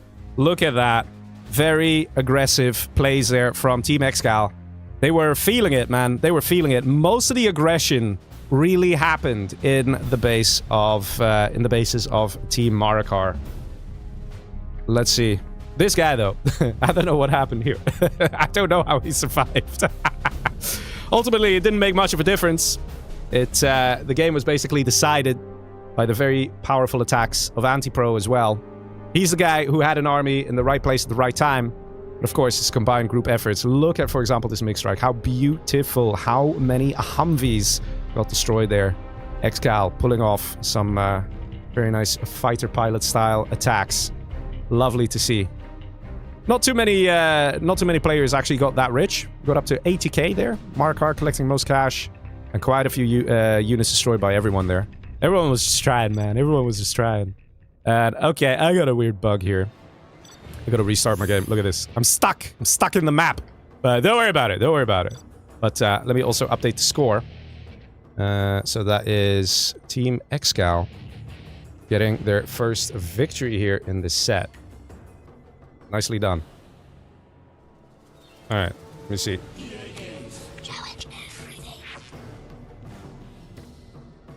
Okay, let's go. That was very nicely played. Very nice and aggressive. That's how we like it. Alright, let's jump into the next match. Only 3 matches played so far. Only 3, guys. It's a best of 11. So we have up to 11 matches. So, you know, we can enjoy, right? We can relax. Have a good time. Alright, let's see. Now the positions are going to be reversed. So Team Marakar is going to be on the left side with the armies that Team Excal had, and vice versa, for keeping things fair, which is always a good thing. But yeah, ladies and gentlemen, are you ready for the next match? Here we go. Let's see how the reverse is gonna go down. What's going on? Why can't I? Okay, hang on. And... Alright, there we go. Alright, so let's see. We have the reverse, so the players have now swapped positions, swapped armies, to see how they will do in the same position. This time Memphis is the normal GLA. Down below him. Oh, wait. One sec. One sec. Gotta enable the score again. Yeah, there we go. And we're back. We have the red player here, Kiltol, as normal China. Marakar as the Laser General. On the left, we have Demolition General for Mr. Vodka. Their Team Marakar still in the lead. 2-1 is the score. And Team Excal played it very aggressively. They must have had like one of those team meeting things, you know, where they say, time out, coach, we need a moment. And they come up with some new strats. Because over here, we got Rudwan as a nuke general. We got Antipro as a normal USA. We got Super Weapon General here for Excal himself. And we got Stealth for Call Me Sam. They are Team Excal. They actually did a very good job. The question is, are we going to see such a fast game again? Ooh, interesting strats. Both USAs doing the same move here. The exact same move. Are we going to see a laser lock on that dozer? Yeah, we are. Is Excal going to lose it? Yes, he is. Ooh, that makes a big difference there, guys. That makes a big difference. Excal losing his super weapon General Dozer. Marakar quite happy. He's still alive over here. And he has successfully established a barracks. But we are seeing over here Memphis with a tunnel going up. You see Chinook flying into the base here, try to find the other Dozer to hunt, except for, oh no, wait, the easiest problem to not getting Dozer hunted is don't sell your command center. So Excal doing a good job there, not selling his command center, which now kind of frustrates Marakar. He's like, well, I guess I'll go for Chinooks, question mark. And there's already a Humvee here that is just about gunning down that missile defender. Laser Patriot goes up as well. Nicely done by Marakar. That really helps solidify this position, because the Laser Patriot is pretty powerful, pretty difficult for tier 1 units to deal with. Licks coming in as well from Kiltol. Happily reinforcing the area. Is he just going to go straight in? He's got a Gatling upgrade on that Licks. Let's see what he's going to cook up here. I think he just wants to try and camp the production here, and there's a whole load of technicals coming in. Hang on. This is a lovely strategy, isn't it? This is a lovely strategy. Do we have any workers coming out here? Or any way of easily destroying buildings? Yeah, we got some happy boys giving the hugs to the buildings. Very nice.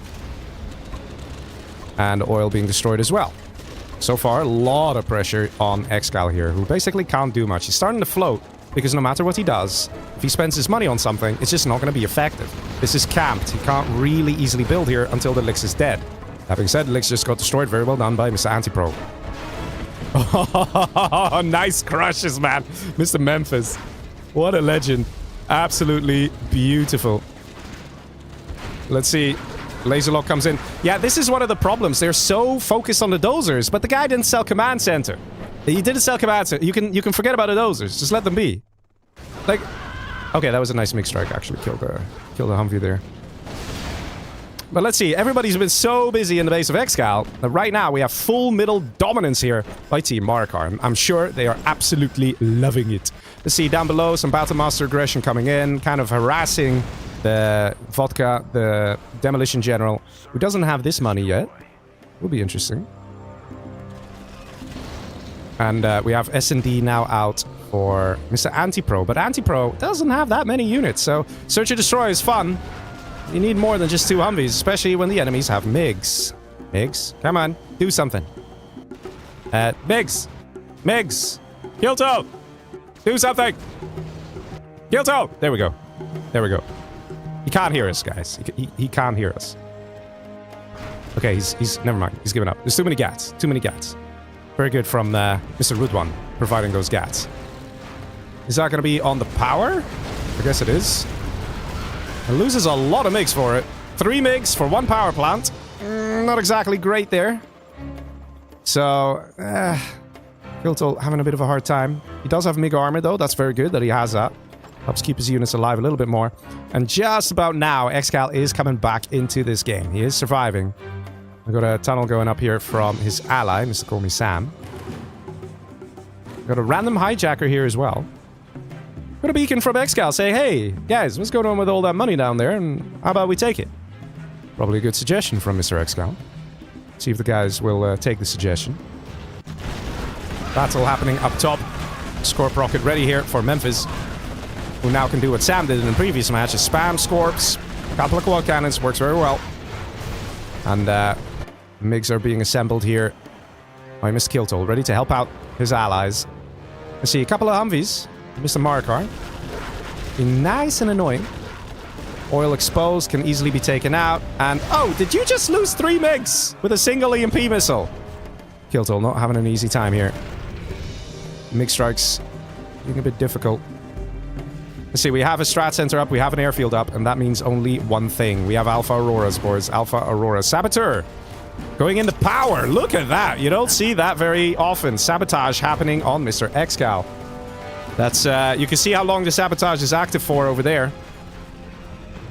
He's trying to use the Alpha, Mr. Excal. Whoa, that is a very nice position for a Stinger site. Very good from Mr. Memphis. That guy just paid for himself twice over. Taking out an Alpha Aurora just like that. Did he actually camonet it? No, he didn't camonet it. Let's see what's happening over here. Big attack. The blue player, Mr. Rudwan, Nuke General, proving to be effective. Look at that MiG strike. Very necessary. Takes out a lot of stuff. There still is one Overlord with Speaker Tower, and that guy will heal very quickly. I have to say, Team Marakar started very well here, and they are still dealing damage to Team Excal. They are both attacking each other, these teams. But this is a problem. The Overlord with Speaker Tower is an issue. Bunker going up, oil under threat. We have some units coming in, some demo bikes. Are they going to succeed? Yes, nice hit there. MiG strike coming in as well. Is this going to be the solution? Looks like it. Everything gets cleared up. Sort of cleared up. Why was there nothing in that helix? Yikes. And that is a wounded MiG. That gets away safely. But it did get cleaned up here. But some good damage done by Mr. Rude One, who's now level 3. Look at that. So he gets to call in those lovely General powers. That's exactly what he does, boys. That's exactly what he does. Still, we have some Auroras out of Excal. And Excal's not the kind of guy who you would like to have have Auroras.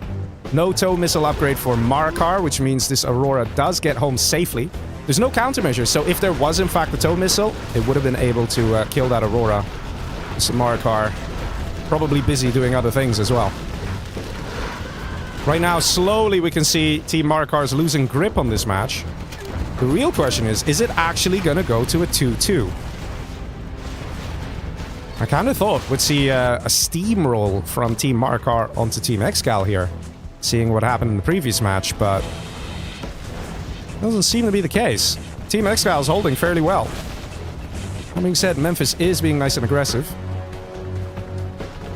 And Sam over here, look how close Memphis is, right? Look how close. The attack in the middle continues, and not just in the middle, even down below. One thing's for sure, Team Excal is playing this very nicely, very ruthless.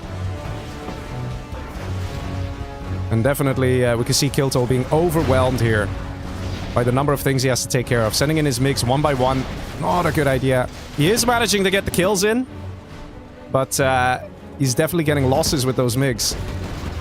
Licks going in. Very nicely done here. Kilto gonna be able to clean up this whole army here. This is what he wants. This is what he needs. 2 Gat tanks to join the fun there from Mr. Rude One, shooing away the Lixes.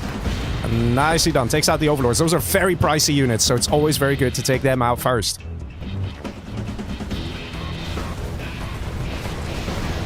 Marakar doesn't have much going for him. It actually appears he's dozer hunted as well. He doesn't have a satellite. He's only got this section in the middle. Still has the oil as well. So that attack of Rude One was actually devastating. Actually took out Marakar. He's even got general points that he's not spending. See, does he have a barracks? He doesn't even have a barracks. That's not good for Team Marakar. They want to try and get that victory, and it looks like it's actually going to be going to Team Excal, guys.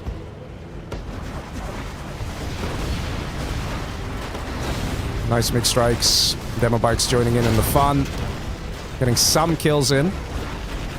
So far, I have to say, Anti-Pro is playing very well. He also has a lot of income. Spending a lot of money. And the Alpha... Ooh, that's a good hit. And the Alpha survives. Whenever the Alpha fires, you gotta want to try and kill that thing on its way home. Because every time it goes home to the airfield, it rearms and can be used again. And can do another overpowered strike. Yeah, it's not looking good here for Team Marakar. Oil now being repaired by Memphis. Big Humvee army ready to push in, boys. Couple of Lixes out from Kilto, but can't honestly do anything against this. You need a MiG strike. Here come some of the MiGs. See some demo bikes as well. Oh, that's going to be a nice hit. Look at that. That is nice. Kills a couple, but we need some sort of a push. Something that deals serious damage to Team Excal, right? Because Team Marakar is just slowly losing their foothold. They lost this section. No more production here from Marakar. It wouldn't surprise me if he's going to surrender soon. He's really got nothing. You know, Excal now coming in, level 3. Super Rapid General. He can hit the oil with a Spectre gunship. And Marakar being dozer hunted here really makes it difficult. And Rude One, man, he's having a great time. He's playing very well. He's had a huge impact on this match. And Excal did survive. The early aggression on Excal was beautiful. Excal really was in trouble. At one point, couldn't even build any units because it just wasn't safe. Got some beacons from Marakar here saying, guys, why is there money not taken? Here comes a drop. Oh no, oh no. Oh, that is painful. Nicely done by Anti. Kills a bunch of MiGs. And puts more pressure here as well. It's going to make it a bit more difficult for Kiltol to feel safe, leaving his base unguarded and unattended. And look at this, man. We got Alpha Aurora supporting an Overlord army with quads, Gats, a few Humvees here and there. Team Marakar is in a lot of trouble. Sam says we had a no surrender rule to avoid power spam. There you go.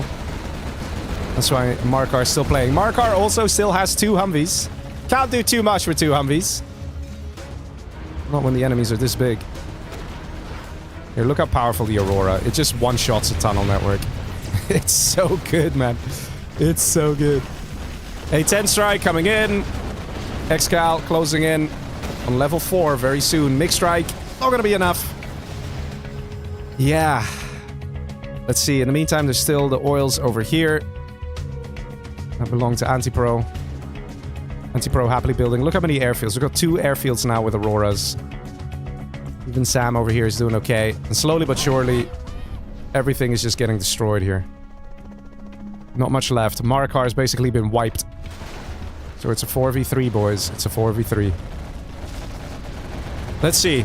Can the fellas do it? Kiltol is closing in on level 5. So is Vodka to an extent. Vodka has been playing very solid.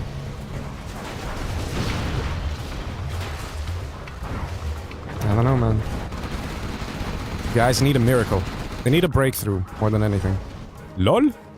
Oh, well, that's a nice bug in the game. It can't shoot the Chinook. Because the hill was in the way. Let's see, Carpet Bomber gets called in by Mr. Rudwan. I'm gonna hit the palace. Oh, there happens to be a bomb truck. No way. That bomb truck. It's a radar van too. Oh man, these things are always so demotivating. When they take out your radar van and you go blind. Yikes, man. Yeah. Carpet Bomber comes in here from the red player, Mr. Kiltol. Kills the dozer. Was hoping to kill the oil, but it was getting repaired there. But yeah, it's not looking too great here for the team on the left-hand side. They are trying to stabilize, but they kind of had to forfeit the middle here. Another Spectre comes in from Mr. Excal to hit that other oil derrick. Problem is this. Unless the money gets equalized soon, you know, when it comes to income, this is gonna go to Team Excal, hands down. These oils over here, both of these, they gotta go, boys. They gotta go. I'm not entirely sure how that's gonna happen. Another drop here from Anti-Pro, trying to harass the MiGs. And it makes it difficult for Mr. Kiltol. There we go, nicely defended. But let's have a look at the income, right? All these guys, they're poor as hell. Whereas over here, Team Excal, they can find some income here and there, some supplies. Overlord's coming in. We have 1 Gat tank, just the 1. Just the 1. And it gets gunned down. Nicely done here by Mr. Kiltol. Now continues the chase. Gotta be careful. There's no EMPs around. 1 exposed Gat tank could be taken out. Kiltol not trusting it and goes back home. But Overlord does get destroyed. Go, Mr. Lucifer, coming in with a super chat. This is a nice stream, Leggy. Thanks for casting the games. Yeah, no problem, man. No problem. I'm just happy to be able to see these games, right? 4v4 with these pro players, man. Lovely to see. Aurora comes in. There we go. And this is the thing, man. These guys are just simply not dying. They need to die. Okay? They need to die. There we go. We got an arty barrage. But even this, an arty barrage can be spotted. These guys are all in a voice chat. They can literally say to one another, hey, guess what? There's an arty coming. Get your Auroras off the airfield. And Marakar is eliminated. There we go. Memphis surrenders. And that's it. Anti-Pro, again, with a nice Humvee army. And that is it right here. Nicely played here by the fellas. You have been defeated. And that is another victory going to Team Excal. Actually bringing it to 2-2. I'll be honest, I didn't quite expect that. I really thought we'd see like a 3-1. But Team Excal, man. Maybe they just needed to warm up. Maybe that was it, right? Maybe they just needed a bit of extra time. You know, get the blood flowing. But yeah. This was so lovely, right? These crushes. Number of RPGs that died there. I actually got the technical to vet 3. Amazing. But yeah, it's very tough when your opponent gets Alpha Auroras. I actually saw a Saboteur go into power plant as well, which was nice. The timing was just a little off because there were no EMP Patriots anymore. But it's nice to see that the players are thinking of using these kind of units. Look at Anti-Pro there. Huge amounts of units destroyed. And huge amount of buildings destroyed. Root 1 also did very well. Look at that, with 11 buildings destroyed. So, yeah, very well played there. Let's see. Let us jump into the next game. There we go, ladies and gentlemen. The score is 2-2. We're gonna jump into match number 5. Are you ready for it? Let's do it. Alright, let's see. There we go. We have... Let me see how this is positioned. So we have... Okay, so it's a diagonal here. Okay, guys, this is a diagonal. Okay, so we'll start with Kill Toll here for... Wait, I gotta do the score thing again. There we go. So we're gonna start with Kill Toll here for Team Marakar. Kill Toll is a normal USA. Next to him, he's got his mate Marakar as a nuke general. Then we got Memphis as the infantry general. And we got Vodka as the super weapon general. They are Team Marakar facing off against Team Excal. Team Excal over here. Tank general for Anti-Pro. Root 1 as a normal USA. Excal as demo. Interesting. And up top, we have Call Me Sam as the infantry. Let's see. It'll be interesting to see how the players are going to react here. We already see a beacon here from Kill Toll. Not entirely sure why he's beaconing here. Maybe he's like, oh no, it's a barracks. I'm gonna have a problem as a normal USA dealing with the infantry man spam. Which would be absolutely correct. It is always very difficult. Let's see. Bunch of rangers going to the middle here for the oil grabs. That's a lot of oils that Root 1 wants to take. Tank hunters already proving to be very effective. The players spawn relatively close to each other. I think there was a bit of a delay on the firebase there, and he's suiciding his second dozer. Right. Okay, that just happened. Kill Toll maybe missed these 3 here. But he just lost his both his dozers. That is not a good start here for Team Marakar. I don't know how you want to start the match, especially since you're against an infantry general, setting in a troop crawler as well. Oh, yikes, boys. This is a lot of pressure that Sam is putting in. We got a Battlemaster coming in from Marakar, but is a Battlemaster the right unit? I think he's hoping that when the Battlemaster dies, it explodes, taking out so much stuff, but let's see if it is a correct unit over here. He's crushing, actually, against the minigunners. Yeah, it works. It works. Nice. All right, let's have a look on the other side of the map here. Orange coming in nice and strong. Mr. Anti-Pro, the tank general, also putting pressure over here on the super weapon general that is Vodka. I'm not seeing an EMP Patriot here. If so, it would have died anyway to the troop crawlers. Maybe it did already die. It could be that. Because we can see, once again, the players are all being very aggressive. And in the meantime, what I really like in the back here, see all these oil grabs coming through for Mr. Root 1. So Root 1, who's a bit quiet at this point, KD of 0, so he hasn't attacked anything. He might just explode, as Excal says it, right? He has a nice term for it. When someone has all the oils, they explode by just getting a whole load of war factories and pumping out a whole load of Tovies. So let's see if that's going to happen here. So a lot of pressure already on Team Marakar. Kill Toll losing that dozer. Now losing one of the barracks as well. He still has power. And now losing Shinnok, getting shot down by the minigunners down below. Sam is on fire, guys. He's playing this so well. And he was paying attention, found both those dozers. Kill Toll didn't exactly expect to get such an aggression, such a nice attack here. And this is what I mean. The exploding is in progress. That's the third war factory we're seeing. Or is it the fourth? It's the third. Only 3. Okay, he's starting rather gentle. Okay, maybe we'll see another one. Rude One's cash over here. You can see it, 9.2k per minute. Don't worry about it. Don't worry about it. And he's definitely going to be able to put a lot of pressure on the other team here, on Team Marakar. Let's see what's happening at the base of Kiltol. Yeah, he's still struggling, man. Still struggling. Marakar is here to help with a bunch of Red Guard. Question is, does Sam continue to mess him up or not?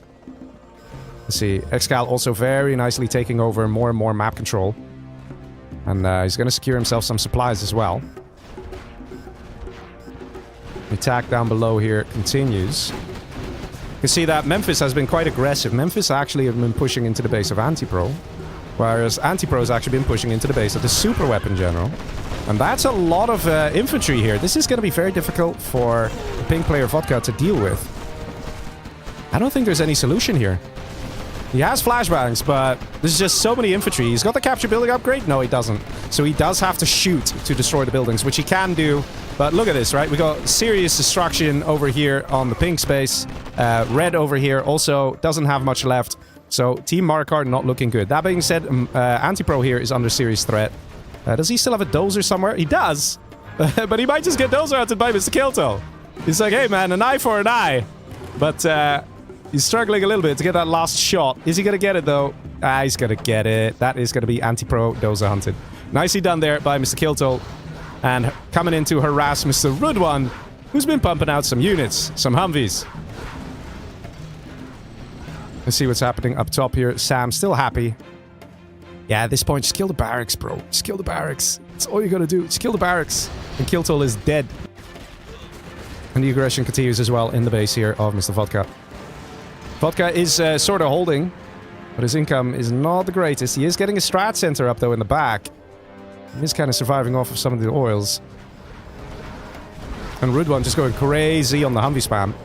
Now, this could actually backfire, really, because if you have a decent amount of Nuke General Overlords, let's be honest, Marakar's income is not bad. He could actually overpower this these kind of armies. Yeah, Anti's kind of dead here. And Sam finishing the job. Kiltol still level 1. No chance to get snipers. Does he have flashbangs? He does have flashbangs. And whoa! Was that a crush of the century? Did you just crush a whole troop crawler? This is Marakar, man. How does he do it? How does he do it? But there we go. That is the last barracks destroyed. Basically, Kiltol destroyed. Not much left for him. You can see some Humvees already in position, ready to pounce on whatever they can find. And Mr. Rude One, maybe he was hoping to reinforce Sam, and now realizing it's not exactly needed anymore. In the meantime, down below, we actually see some attacks coming in from Vodka as well. So Antipro is basically dead, right? He got dozer hunted. And Kiltol is dead. I have to say, Vodka made a very good recovery. And Kiltol is officially out. And yes, I'm watching the replays of Kiltol, so I get this. I am not playing! I promise I am not playing! But, you know, just observing. But let's see, Mr. Rude One. He's been pumping out a load of Humvees, and he's ready to use them to do something. Let's see, let's see. Going into the base here of the yellow player, Memphis. You know, yellow doesn't actually have much in his main base. We have a super tech here as well from Excal. Gets a dozer. Yeah, this is still pretty painful here. There is a command center still out. Antipro now also surrenders. Airfield gets destroyed though. Mr. Rude One still here with a load of Humvees. Now here's the thing. These Humvees are not easily taken care of. One Overlord is probably not going to be enough. Rude One might just choose to engage it. And he sort of does. Doesn't. Kills the strat center though. Let's see, in the meantime, the load of battle masters out from Marakar. Let's see, Anti is gone. And we actually see, look at this, Vodka moving into the base of where Antipro was. Trying to build an airfield there. Hey, 10 strike comes in. Where's that going? On the oil. I don't think that oil wasn't even taken, actually. But still good to get rid of it. And let's see, now it's basically a 3 versus 3. We still have a super weapon general here, who's building an airfield. There's still money to take here. But the defensive lines are tightening just a little bit. Yellow over here, Mr. Memphis, ready to engage the outposts of Sam. Arty Barrage comes in as well. Looks like he's going to go for the economy of Marakar. Marakar over here getting another supply. Oh, this has been untaken the whole time. Yikes. Because over here, this guy's half taken it, sort of. Yeah, you got to be careful in these situations. If your team has one supply extra, just one, it can already impact the game. Over here, these supplies as well, ready to be taken by Sam.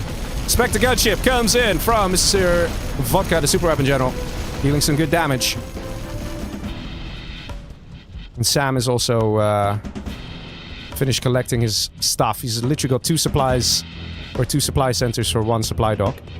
But his dozer's safe in the back.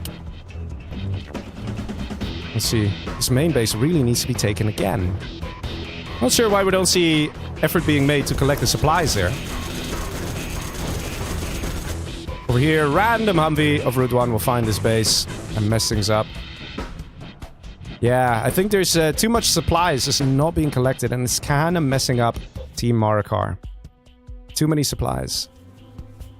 Even this, the RT that hit here, it was effective. Troop Crawler comes in. Should be able to get killed here by the Overlord, no problem, but... Still, ultimately, you gotta get the income to pump out the units. A-10 comes in, destroys the tunnel.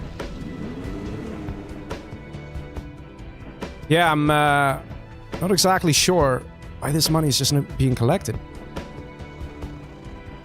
We don't see the same for Team Excal. They are a bit quicker in taking the cash.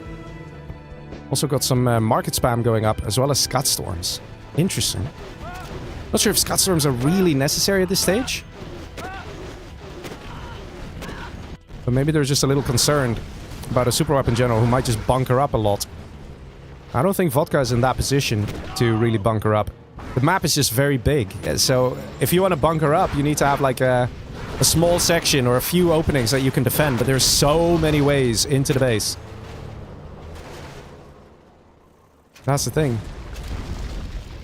Terratech comes in, deals damage, takes out another oil. Yeah, and if we see the cash here, Memphis literally on 0. He's been dealt quite the harsh blow. Now taking the money over here. Memphis was really powerful at one point, but the aggression of Route 1 has been pretty good there. And Excal as well.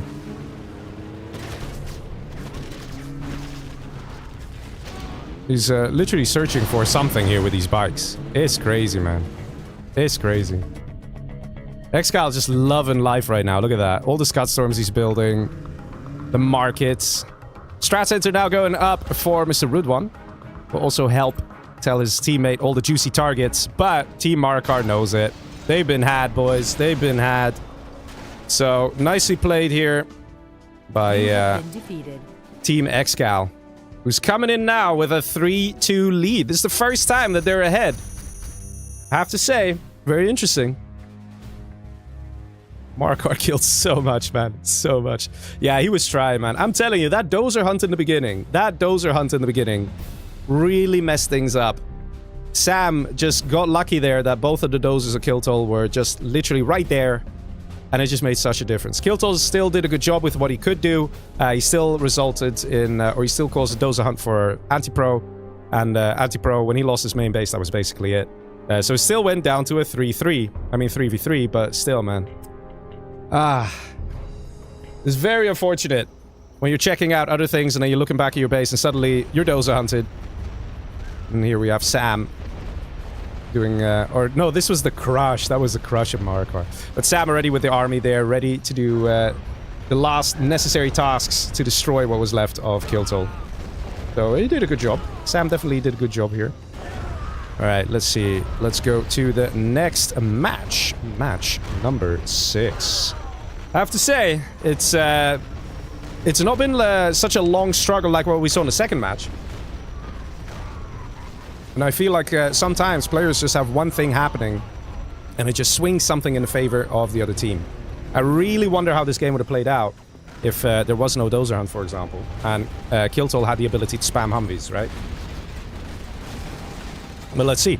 I'm gonna go watch the reverse. Ladies and gentlemen, are you ready? Let's do it. Alright. Let's see, we are now in the reverse, which means the positions are also swapped. So now we have Call Me Sam over here as the USA. The question is, will he get dozed around by Kiltol? Let's see if Kiltol will have his revenge. On the right, we have the purple player, Mr. Excal, as the nuke general.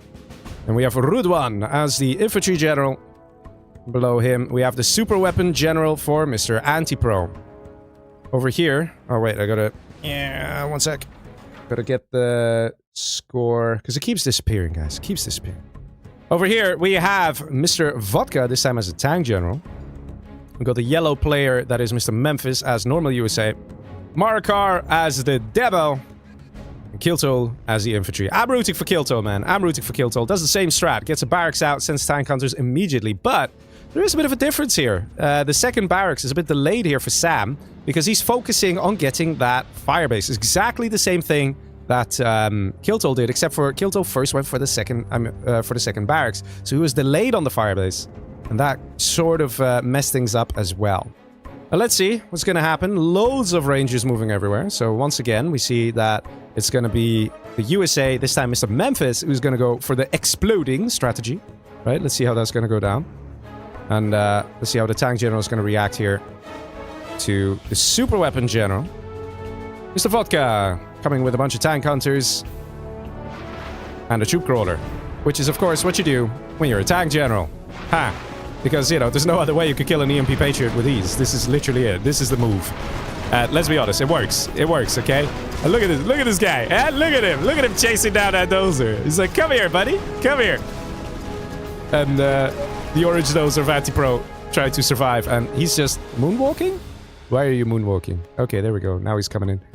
And just like that, a serious situation is developing over here in the base of Anti-Pro. Rudwan over here has got an outpost. It's gonna come in and try and deal some pressure, mess up the tank general, or to reinforce. Let's see. A lot of red guard, and he actually put a TNT charge. Wow! So that is some very fast action there. But let's see what's happening up top. We do in fact see some vengeance coming in here from Mr. Kiltol, who's found himself in the base of Sam. Sam still has his dozers, both of them. Look at this. He's just showing off, guys. He's just both dozers, right? But definitely difficult situation here for Mr. Sam. We see a technical coming in as well from Mr. Marakar. And where is that gonna hit? Oh, there we go. Oh, that's one way to kill a dozer. That's one way to... Yes, why don't you... What about the other dozer? What's happening with the other dozer? What's happening? Oh! Oh! He got the Chinook and the dozer. Oh my god, man. He got the Chinook by force firing the ground. How often do you see that? Very nicely done. And because of the aggression of Kiltol here, that is basically Sam out. What does Sam still have? He's got a ranger. He's got a ranger. Oh, man. So nice. Absolutely gorgeous plays. But anyway, let's jump back down to the tank general versus super weapon general situation. And let's see. Anti-Pro, the super weapon, has held, apparently. He's doing alright. He's doing okay. He's getting some support as well from the other players. And we have a Helix. Ooh. Well, it did get killed there. But I have to say, quite nice that the super weapon general over here survived. Sam didn't quite make it, though. Very nice dozer hunt. And now we see the next target of choice. Mr. Excal, the new general. And that is one dozer being taken out. The other one, yeah, probably won't work. But this is kind of where it gets a little scary for Mr. Excal, because the pressure is mounting, right? You literally have the enemy knocking on your door. Before, it was your ally, so it's like, he will still have to die first. But now he's dead. And there's an infantry general at your base. And there's an annoying technical flying around the map and doing those things. So, Excal not in the greatest position. You also see Memphis pumping out the units, having a 13k per minute income there. Loving it. And same actually for Kiltol, 13k per minute. Look at that. He's definitely getting all the supplies very quickly. And this is something we didn't really see Team Marakar do in the previous match. Like, the moment a supply becomes available, Kiltol takes it.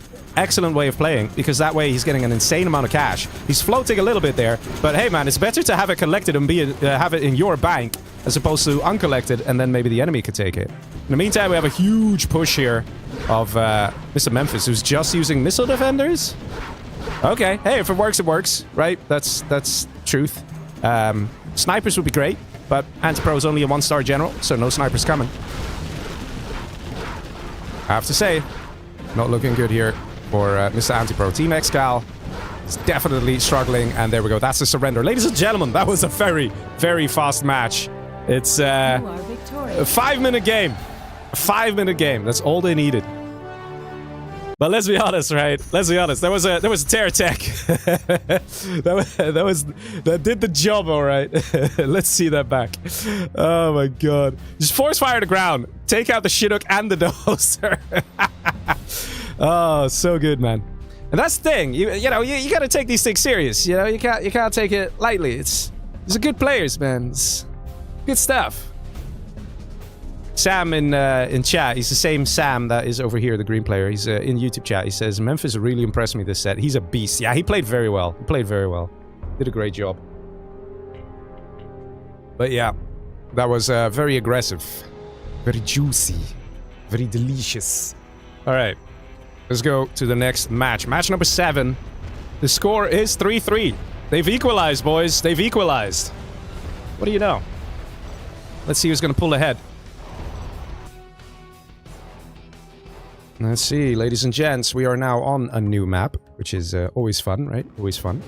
Yeah, let me have a quick look here. So we got Kiltol and Memphis. Okay, so it's left versus right. So we'll start at the top with an Air Force... Wait.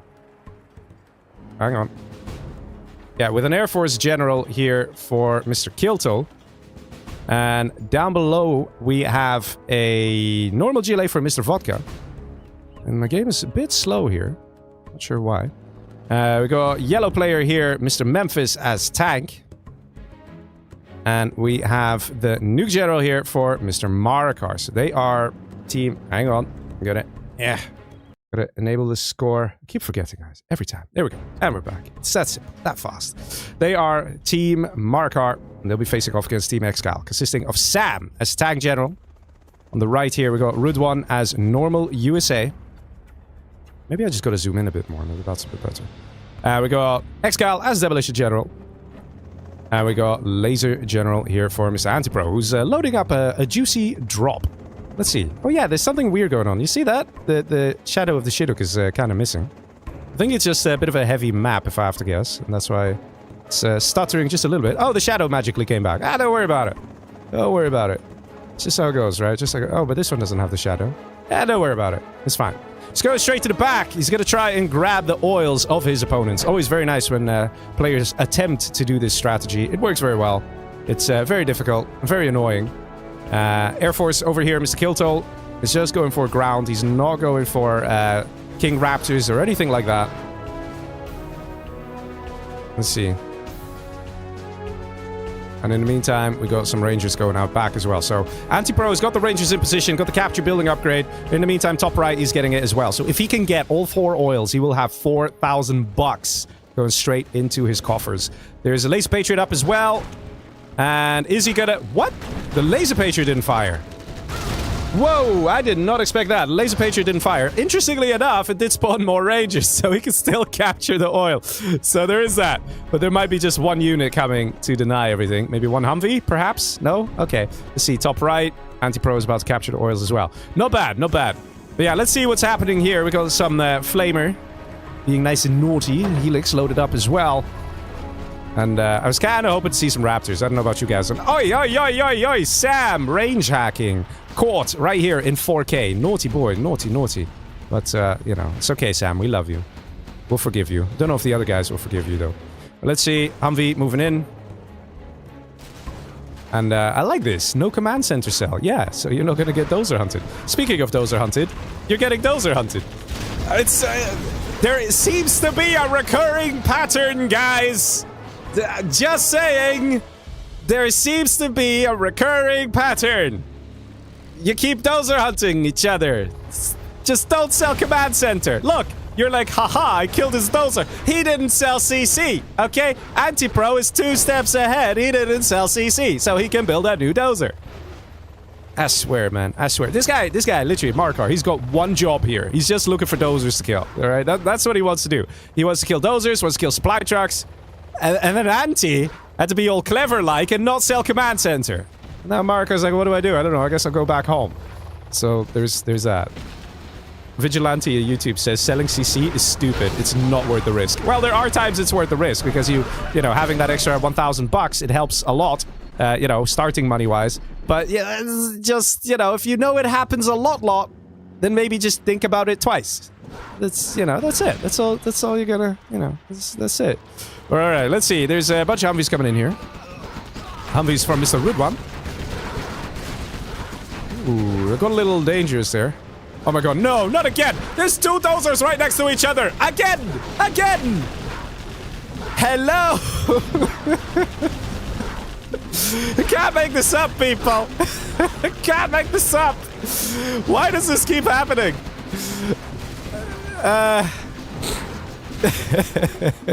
So Kilto's dozer hunted as an Air Force, and now we got dozer hunted Marakar.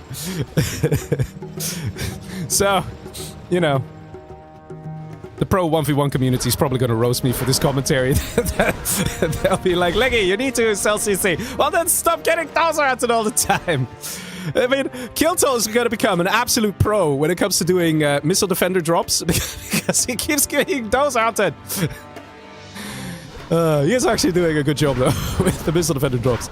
But, I mean, you know, there is that. Maybe everyone should just play as Chile. It's no danger selling your command center as Chile. Yeah, let's see. Maybe I'm going to be wrong about this, and we're still going to see Team Marakar taking it. All right, it's not impossible. J Havoc at Twitch says there should be a name for this kind of situation, similar to a Fargo pop, where half the team gets dozer hunted. Yeah. I mean, having an Air Force as dozer hunted really hurts. Imagine he had just a War Factory, could just at least get combat Chinooks, right? What a difference that can make. But let's see. Free software, YouTube says, yes, in the 1v1, but we're not watching 1v1. It's a fair point. You see, he didn't sell CC either. And Sam is feeling a bit unsure and builds a CC. Well, let's see how this game is going to play out. Got a dozer hunted Marakar here, who can build just helixes, I think. Which is not the most optimal way of spending money as a nuke general.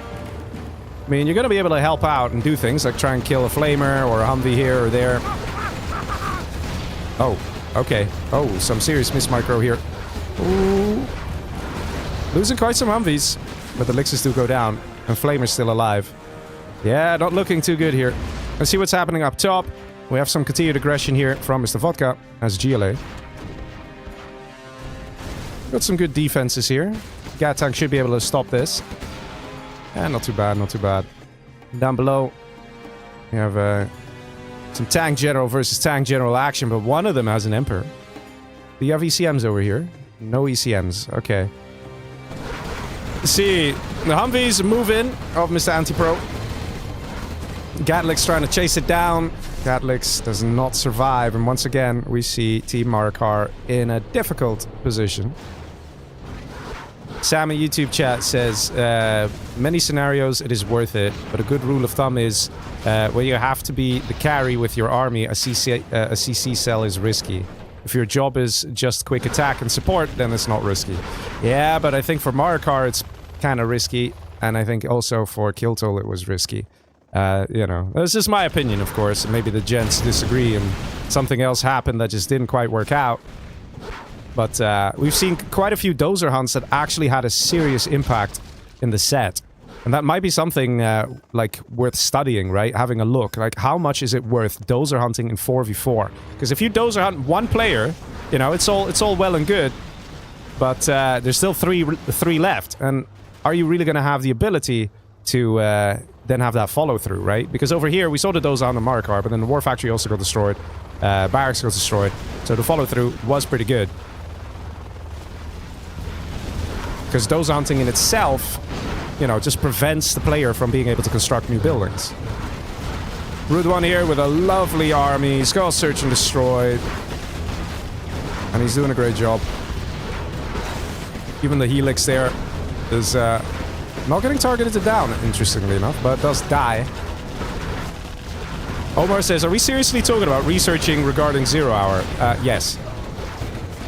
These guys, these are top level players, guys. They do research. They open up the replays. They analyze things. They look at the cash return and the value of this and that and things. They do it. They do proper research. Like what some people would do for studying for a physics test. These guys, they literally analyze every single move that they can do. And that, ladies and gentlemen, seems to be another victory here for Team Marakar. It's You have been defeated. It's very unfortunate there. You have been defeated. For Team Marakar. The dozer hunts were very painful. Very effective. Marakar didn't manage to achieve too much in this game as a result. Because he was probably hoping to get maybe some overlords out. Or maybe get some better bunker elixers. Or, you know, things like that. But he was dealt a tough blow there. Definitely difficult. And I think Kiltol also losing the Air Force there. Yeah, that really hurt, boys. That really hurt. Team Excal now in the lead once again. Question is, will they maintain that lead? I don't know, man. I don't know. Yeah, we had some lovely moments here. This kind of surprised me. The Laser Patriot didn't fire at the technical. I think maybe that's a bug with the bridge. I'm going to play that back one more time. Check out the Laser Patriot and how long it's taken before it targets the technical. It should have fired at it when it was on the bridge. I think that little difference there actually made quite the impact.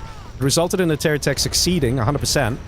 Otherwise, the Laser Patriot may have just about survived. So that is something interesting regarding the map. Maybe something worth looking into as well. You know, more research, Omar. More research. Let's see, the dozer hunt here at the same time. Both dozers being taken out. And then once again, over here, both dozers taken out. Mr. Rude One doing this one. Yeah, that's a tough situation, man. That's tough. But hey, you know, players know the risk. They know it. They choose to do it. Because having that extra $1,000, to some of you might sound absolutely absurd, right? Why would you sell your command center to get $1,000? You know, you're risking dying like this, right? The reason is because sometimes if you have one extra unit, but the enemy doesn't, it just snowballs. Like, it can make such a ripple effect. Imagine you just have two Battle Masters killing each other, but then you have a Dragon Tank. The enemy doesn't. You can immediately drive into his base and flame wall his War Factory, for example, and then the effects ripple on from there. There's a reason that this is a strategy that has found its way into the pro culture, because they realize that selling command center that extra $1,000 can make a huge difference in some situations. So there is that. But of course, yeah, you take a risk. You take a risk. It's you always have to be careful not to get dozer hunted. But yeah, ladies and gentlemen, let's see the reverse. Are you ready? It's gonna be interesting. I'm wondering if we'll see a dozer hunt again. And hang on, I need to... There we go. And let me also do the score. There we go. Alright, and we are back into the next match. Match number 8. This time we have Kiltol as a USA laser on the right side. We also have Vodka here as a demo. And down below, we have the normal USA for Memphis. And we have Marakar as a tank general. They are Team Marakar versus Team Excal, who right now is in the lead. Team Excal consisting of Mr. Call Me Sam over here in pink as a nuke general. We got the blue player, Rude One, as tank general. Up top, we got Excal as a normal GLA. He's got his mate, the Air Force General, Mr. Anti-Pro. So let's see, boys. Let's see. I really liked what Anti did in the previous game, right? So he loaded up some Rangers, and he tried to take the top left oils by building a Laser Patriot as well. Are we going to see that exact same strategy now being done by Mr. Kiltol? He's going for 2 barracks, and he's loading up the dozer. Or he's not loading up the dozer. The dozer got cold feet. I was like, nah, I'm probably going to die if I do that. And we don't see the command set to sell. There we go. He's like, I've been dozer hunted enough. No command set to sell here for the Air Force, for Mr. Anti-Pro. It looks like it's just going to be some light harassment here onto the Air Force. Is that going to be effective? Let's see. We have an airfield going up here for Mr. Call Me Sam. And the standard dual War Factory build here for the tank general, Mr. Rude One. So these China's going to put some pressure down below here. Question is Marakar ready for it? We've got a supply truck coming out. Ooh, could be good for scouting as well. In the meantime, let's see continued harassment happening from Mr. Kiltol. Oh, no, no, no, no, no, no. No, don't evac there. Don't evac there. That is not a safe position to land. And speaking of not safe, you're already being chased down by a Comanche. Not looking too great here for Mr. Kiltol. He was probably hoping to do more with the rush. Maybe his dozer disobeyed him earlier. And I guess he's just going to harass over here a little bit. But Kiltol is probably going to be in some trouble if he doesn't think of something soon. Because the stealth Comanche can really pack a punch. Let's see, we got a capture building upgrade here. He wants to get the oils. A nice little gat tank sneaking into the base of the Air Force. But over here, Mr. Excal, he's ready for it with 3 technicals and guns that puppy down. 2 Comanche. And guns down the oil capture over there. Very important. We still have the little thing here going on. And the little annoying attacks from Kiltol. He's doing a good job. Up top, he needs to go capture this. And let's see what's happening down below here. The China's making it a bit difficult there for Cyan and Yellow, Marakar and Memphis. You have a Helix out with a bunker upgrade. And let's be honest here. This is not the position you want to find yourself in. You don't want to be in a position where you're fighting an Air Force who is happily defended here with a load of tunnels, a load of ground support with technicals that are fast-moving units. Well, there's also Stealth Comanche to worry about. With the stealth upgrade, good man, Mr. Anti-Pro. And just like that, Kiltol finds himself in a world of trouble. He just captured his oils there, but there's literally nothing he can do to deal with this. Because if he gets, yeah, he can pump out missile defenders, I guess. He doesn't even have a war factory here. Because he was hoping to do more with that early rush. Looks like we're seeing a bit of a counter push here from Vodka. Vodka coming together here with Marakar. They want to put the pressure on the Air Force. Get the Air Force to return homes, to defend. I don't think that's going to happen, folks. I think this guy is just going to keep attacking, keep harassing, destroying economy. You even got a beacon here from Kiltol. Like, what do I do with this? You know, there's no way for me to stop it. I don't even have a war factory. Does have 5k, though. He needs to build that war factory ASAP. It could be that he's feeling a bit frazzled here because he knows that even if he builds a war factory, even if he gets a few Avengers out, it's just too many units. Either the GLA will come in with ground push, ground assault, and take out the Avengers, or there's just not enough Avengers to deal with the number of freaking Comanche that there already are. It's not looking good here for Kiltol. He's trying to harass the supply here. I'm not sure if that's going to be enough. In the meantime, we still have these little engagements going on down south. And looks like the Chinas are slowly but surely bringing the battle over here. Yeah, the Comanche, boys. The Comanche. War factory still being constructed. 6k in the bank for Mr. Kiltol. Needs to spend it. Even Memphis, 4k. Need to spend that money. When they are on the back foot like this, you cannot float. You gotta keep pumping out units. This is too many Comanche. Look at this. They can gun down the quad cannons. No losses, guys. No losses. 0 Comanche died engaging those quads. He can choose either continue the assault or go home and repair. Oh, that is not exactly good timing to load up the Humvee there. Anti-Pro being nice and ruthless. Rocket pods coming in. He's choosing to go for the barracks. Next one will probably be the power. And then the war factory. Or first the war factory, then the power. Usually people like to go for the power first. In the meantime, though, we do have a push from Mr. Memphis. Memphis trying to cook up something here. Super tech exposed. Loses it. Bit of a shame. There are mines here. Ooh. Should see the mines. In the meantime, everybody's scrambling to try and deal with these Comanche. Kiltol just sitting there on a pile of cash, but he can't spend it. Can't easily do anything. He's now building a new dozer.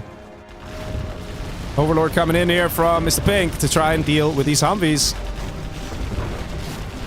And that's very nice there from Call Me Sam. Doing a good job.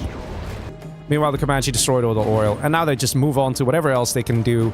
They always benefit from that hit-and-run tactic. Just come here, destroy an arms dealer, and then when there's too much anti-air, just go somewhere else and destroy stuff over there. They're very powerful units. They're also very tanky, especially when they get the veterancy, like what you're seeing now. This Vet 3 bad boy here, he's got an insane amount of health. And quads are one of the worst anti-air units when it comes to DPS, especially if they don't have AP bullets. So you don't even have to worry too much. This is literally the GLA eliminated here. Same with Kiltol. Kiltol simply doesn't have the ability to build up. So literally, all these Comanche, it's going to be enough to take out 2 players, which means that Excal can focus on other things. Excal over here in middle, just try to grow, just in case he's needed somewhere. he can happily enjoy life. You know, look at that, 10k per minute. You know, he's having a good time. He's enjoying himself, you know. He can help if he needs help somewhere, can send some ground units if he wants to. And Anti can basically finish the job here on these 2 guys on the top right. Marakar knows it. Marakar sees it. Marakar surrenders. And there we go. That is very painful here. And you can see how powerful that Air Force is. You can see how much damage it can do. And everybody quits out very quickly. That's... That was very aggressive, man. Mr. Anti-Pro. I bet he loved that match. 9 buildings destroyed. Look how many buildings destroyed by everyone. Okay? 0, 0, 0, 9, 0, 0, 1, 0. He was having a great time in that match, man. But here's the thing. When you're in the Air Force, okay, you're gonna be worried. You're gonna be scared, okay? In the very first few minutes, you know they got it for you, man. They're coming. They're knocking on your door. They want to take you out. But then, like, you know, towards the mid-game, it's like, hey, man, suddenly I'm feeling okay, you know? Suddenly everything flows and it's nice and all good. And then you get a situation like this, you know, where you're like, hey, look, let me go shoot something. And then, oh, look, a free Humvee kill. You know, taking out a Humvee that loaded up all the missile defenders just in time. It's just, you know, it's what happens, man. It's what happens. Leggy, tell us your secret, how you always survive, even when it's 1v2 or 1v3. Well, when it's 4v4, you know, if we stay on topic here, there's no hiding. They will attack you, they will fight you, they will kill you. So there's 2 things the team can do. Either you counter-push them, and that's what we saw from Memphis there. He was trying to push through the middle. Marakar was doing the same to try and harass the Air Force. But they just couldn't, man. They just couldn't. Once again, my game bugged. It bugged. It's fine. I just need to do a restart. But oh my god, ladies and gentlemen, is that the score? 5-3. We started this set with a victory for Team Marakar and then a second victory for Team Marakar. That is insane. So since then, Team Marakar has only won 1 more game, and Team Excal won 5. Yikes, man. That's something. Ladies and gentlemen, let's move on to the next match. We are technically at match point. Join match number 9. Are you guys ready? Only 1 more victory is needed for Team Excal. And then they take it. And let's see if I can get everything working. Let me put the score right away before I forget. There we go. Yeah. Ladies and gentlemen, let's have a quick look-see. How is everyone positioned? So we got cyan, red. Okay, so it's diagonal like this, I think. So it's yellow. Yeah, it's diagonal like this, right? So we'll start with the very right. So we have over here Mr. Marakar as Demolition General, which is, you know, a fun army to be. On the right here, we have Kiltol as normal USA. Over here, we have Vodka as Laser, also a nice army to be. And we have Memphis. Wait, did I do this? Ah, that's better. Yes. And we have Memphis as the Tank General. They are Team Marakar, and they're facing off against Team Excal, consisting of Anti-Pro as the Laser General. We got the purple Excal as normal GLA. We got over here, Call Me Sam as Infantry General. And then we got Rudwan as China. Let's see how this is going to go down. This is the winter version of Defcon 51, because, you know, it's been getting colder. So RVB is like, hey, you know what, it would work. It's been taking so long to organize these sets, get all these adults to come together and play these games. Probably by the time the finals happen, it'll be winter. And he wasn't entirely wrong. We're well into fall by now, so there is that. But yeah, it looks like we got a Helix being produced here by Sam. Helix always such a great unit. So powerful. Can always help out. And let's see, we got a drop coming in. Oh, I like this one. That's pretty clever here. Mr. Vodka coming in with the moves. He does need to go in the building, though. He's not sure if he wants to go in the building. Oh, no. No. Don't tell me we're going to have even more Dozer Hunts. We're going to have more Dozer Hunts, aren't we? It's happening, isn't it? Guys, every time there's a Dozer Hunt, take a shot. Every time there's a Dozer Hunt, give a like. There we go. That's one Dozer destroyed. Oh, Mr. Green. Mr. Green, Mr. Green still has one dozer here. I got a beacon of, yikes, this is not looking healthy. There's an Excal building a tunnel in my base. Yes, that can happen. In the meantime, over here, dozers are nice and safe of Mr. Anti-Pro. And where's that Helix? Oh, here it is. Hello, Mr. Helix from Mr. Call Me Sam, coming across the map, looking for a base to destroy of Mr. Vodka. Vodka is in some trouble because there's a tunnel from Excal in his base and there's a Helix of Sam in his base. Not looking too great here. That is one destroyed barracks, and he's actually already bouncing onto the next opponent. Let's see, over here the aggression has been strong though. I have to say, Anti-Pro is in some trouble. Very nice attack here from Yellow. Mr. Memphis coming in strong, camping the production. But Memphis doesn't have much in his own home base. So there is that. Blix almost died here to the Gat tank, so the unit's evac'd. And, oh my god, is this another dozer dead, isn't it? That's another dozer hunt! That's another dozer hunt, guys! And this guy was trying to hunt this dozer! You know, we could just call it 4v4, Revenge of the Dozer Hunt. That seems to be the running theme. Everyone sells Command Center. And everyone getting dozer hunted. I mean, look at this, the whole base is gone, right? Of Memphis. He can't build. He can't... That's it. He dead. He got eliminated here by the Helix. And he got dozer hunted. Excal's tunnel did get cleaned up there by Mr. Kiltol. Very, very nicely done. We still have one dozer remaining over here, right? And let's see. Marakar can't get dozer hunted, so you know he's safe. He's safe. There's that. And Green, where's your dozer? Green, Vodka, where's your dozer? Oh, okay, still alive. Still for now. But yeah, let's see what's been happening here with Mr. Anti-Pro. He was under serious threat, and he still is kind of screwed. Interestingly, he has nothing except for a dozer and some oils. His income permitted is pretty decent, though. Actually, no, he still has the production here, so he's okay. He's okay. We've got Chinooks now happily collecting once again. In the meantime, attack on the right-hand side from Mr. Rudwan. Coming in strong with a bunch of dragon tanks. Limbo YouTube chat says, how not to get dozer hunted? Be a GLA. Yeah, basically. Basically. And that's Marakar already surrendering. Look at that. That's a very fast surrender here from Team Marakar. It's just Kiltol on his own. And Rudwan already surrendered as well. I think they're just busy saying like GGs to one another, if I have to guess. But yeah, that is it. Very fast, aggressive game. Basically an eaten up Memphis here. And Anti-Pro survived. That is it. Probably if Anti-Pro died, the game would have continued, but the guys knew they had no chance. So very nicely done. And it is actually Team Excal who takes it, who actually wins the 4v4 Streamers Cup here. Amazing plays, man. Amazing plays. Very well played by all the players. A lot of action as well. A lot of aggression. And you can see how it adds up, right? It adds up. It builds up. Like even one sneaky flamer in a base can send that ripple effect going. And could just absolutely mess up a player, right? They fought really hard, the guys. And I have to say, Team Marakar was looking very good in the beginning with a 2-0, but it just kept getting worse and worse.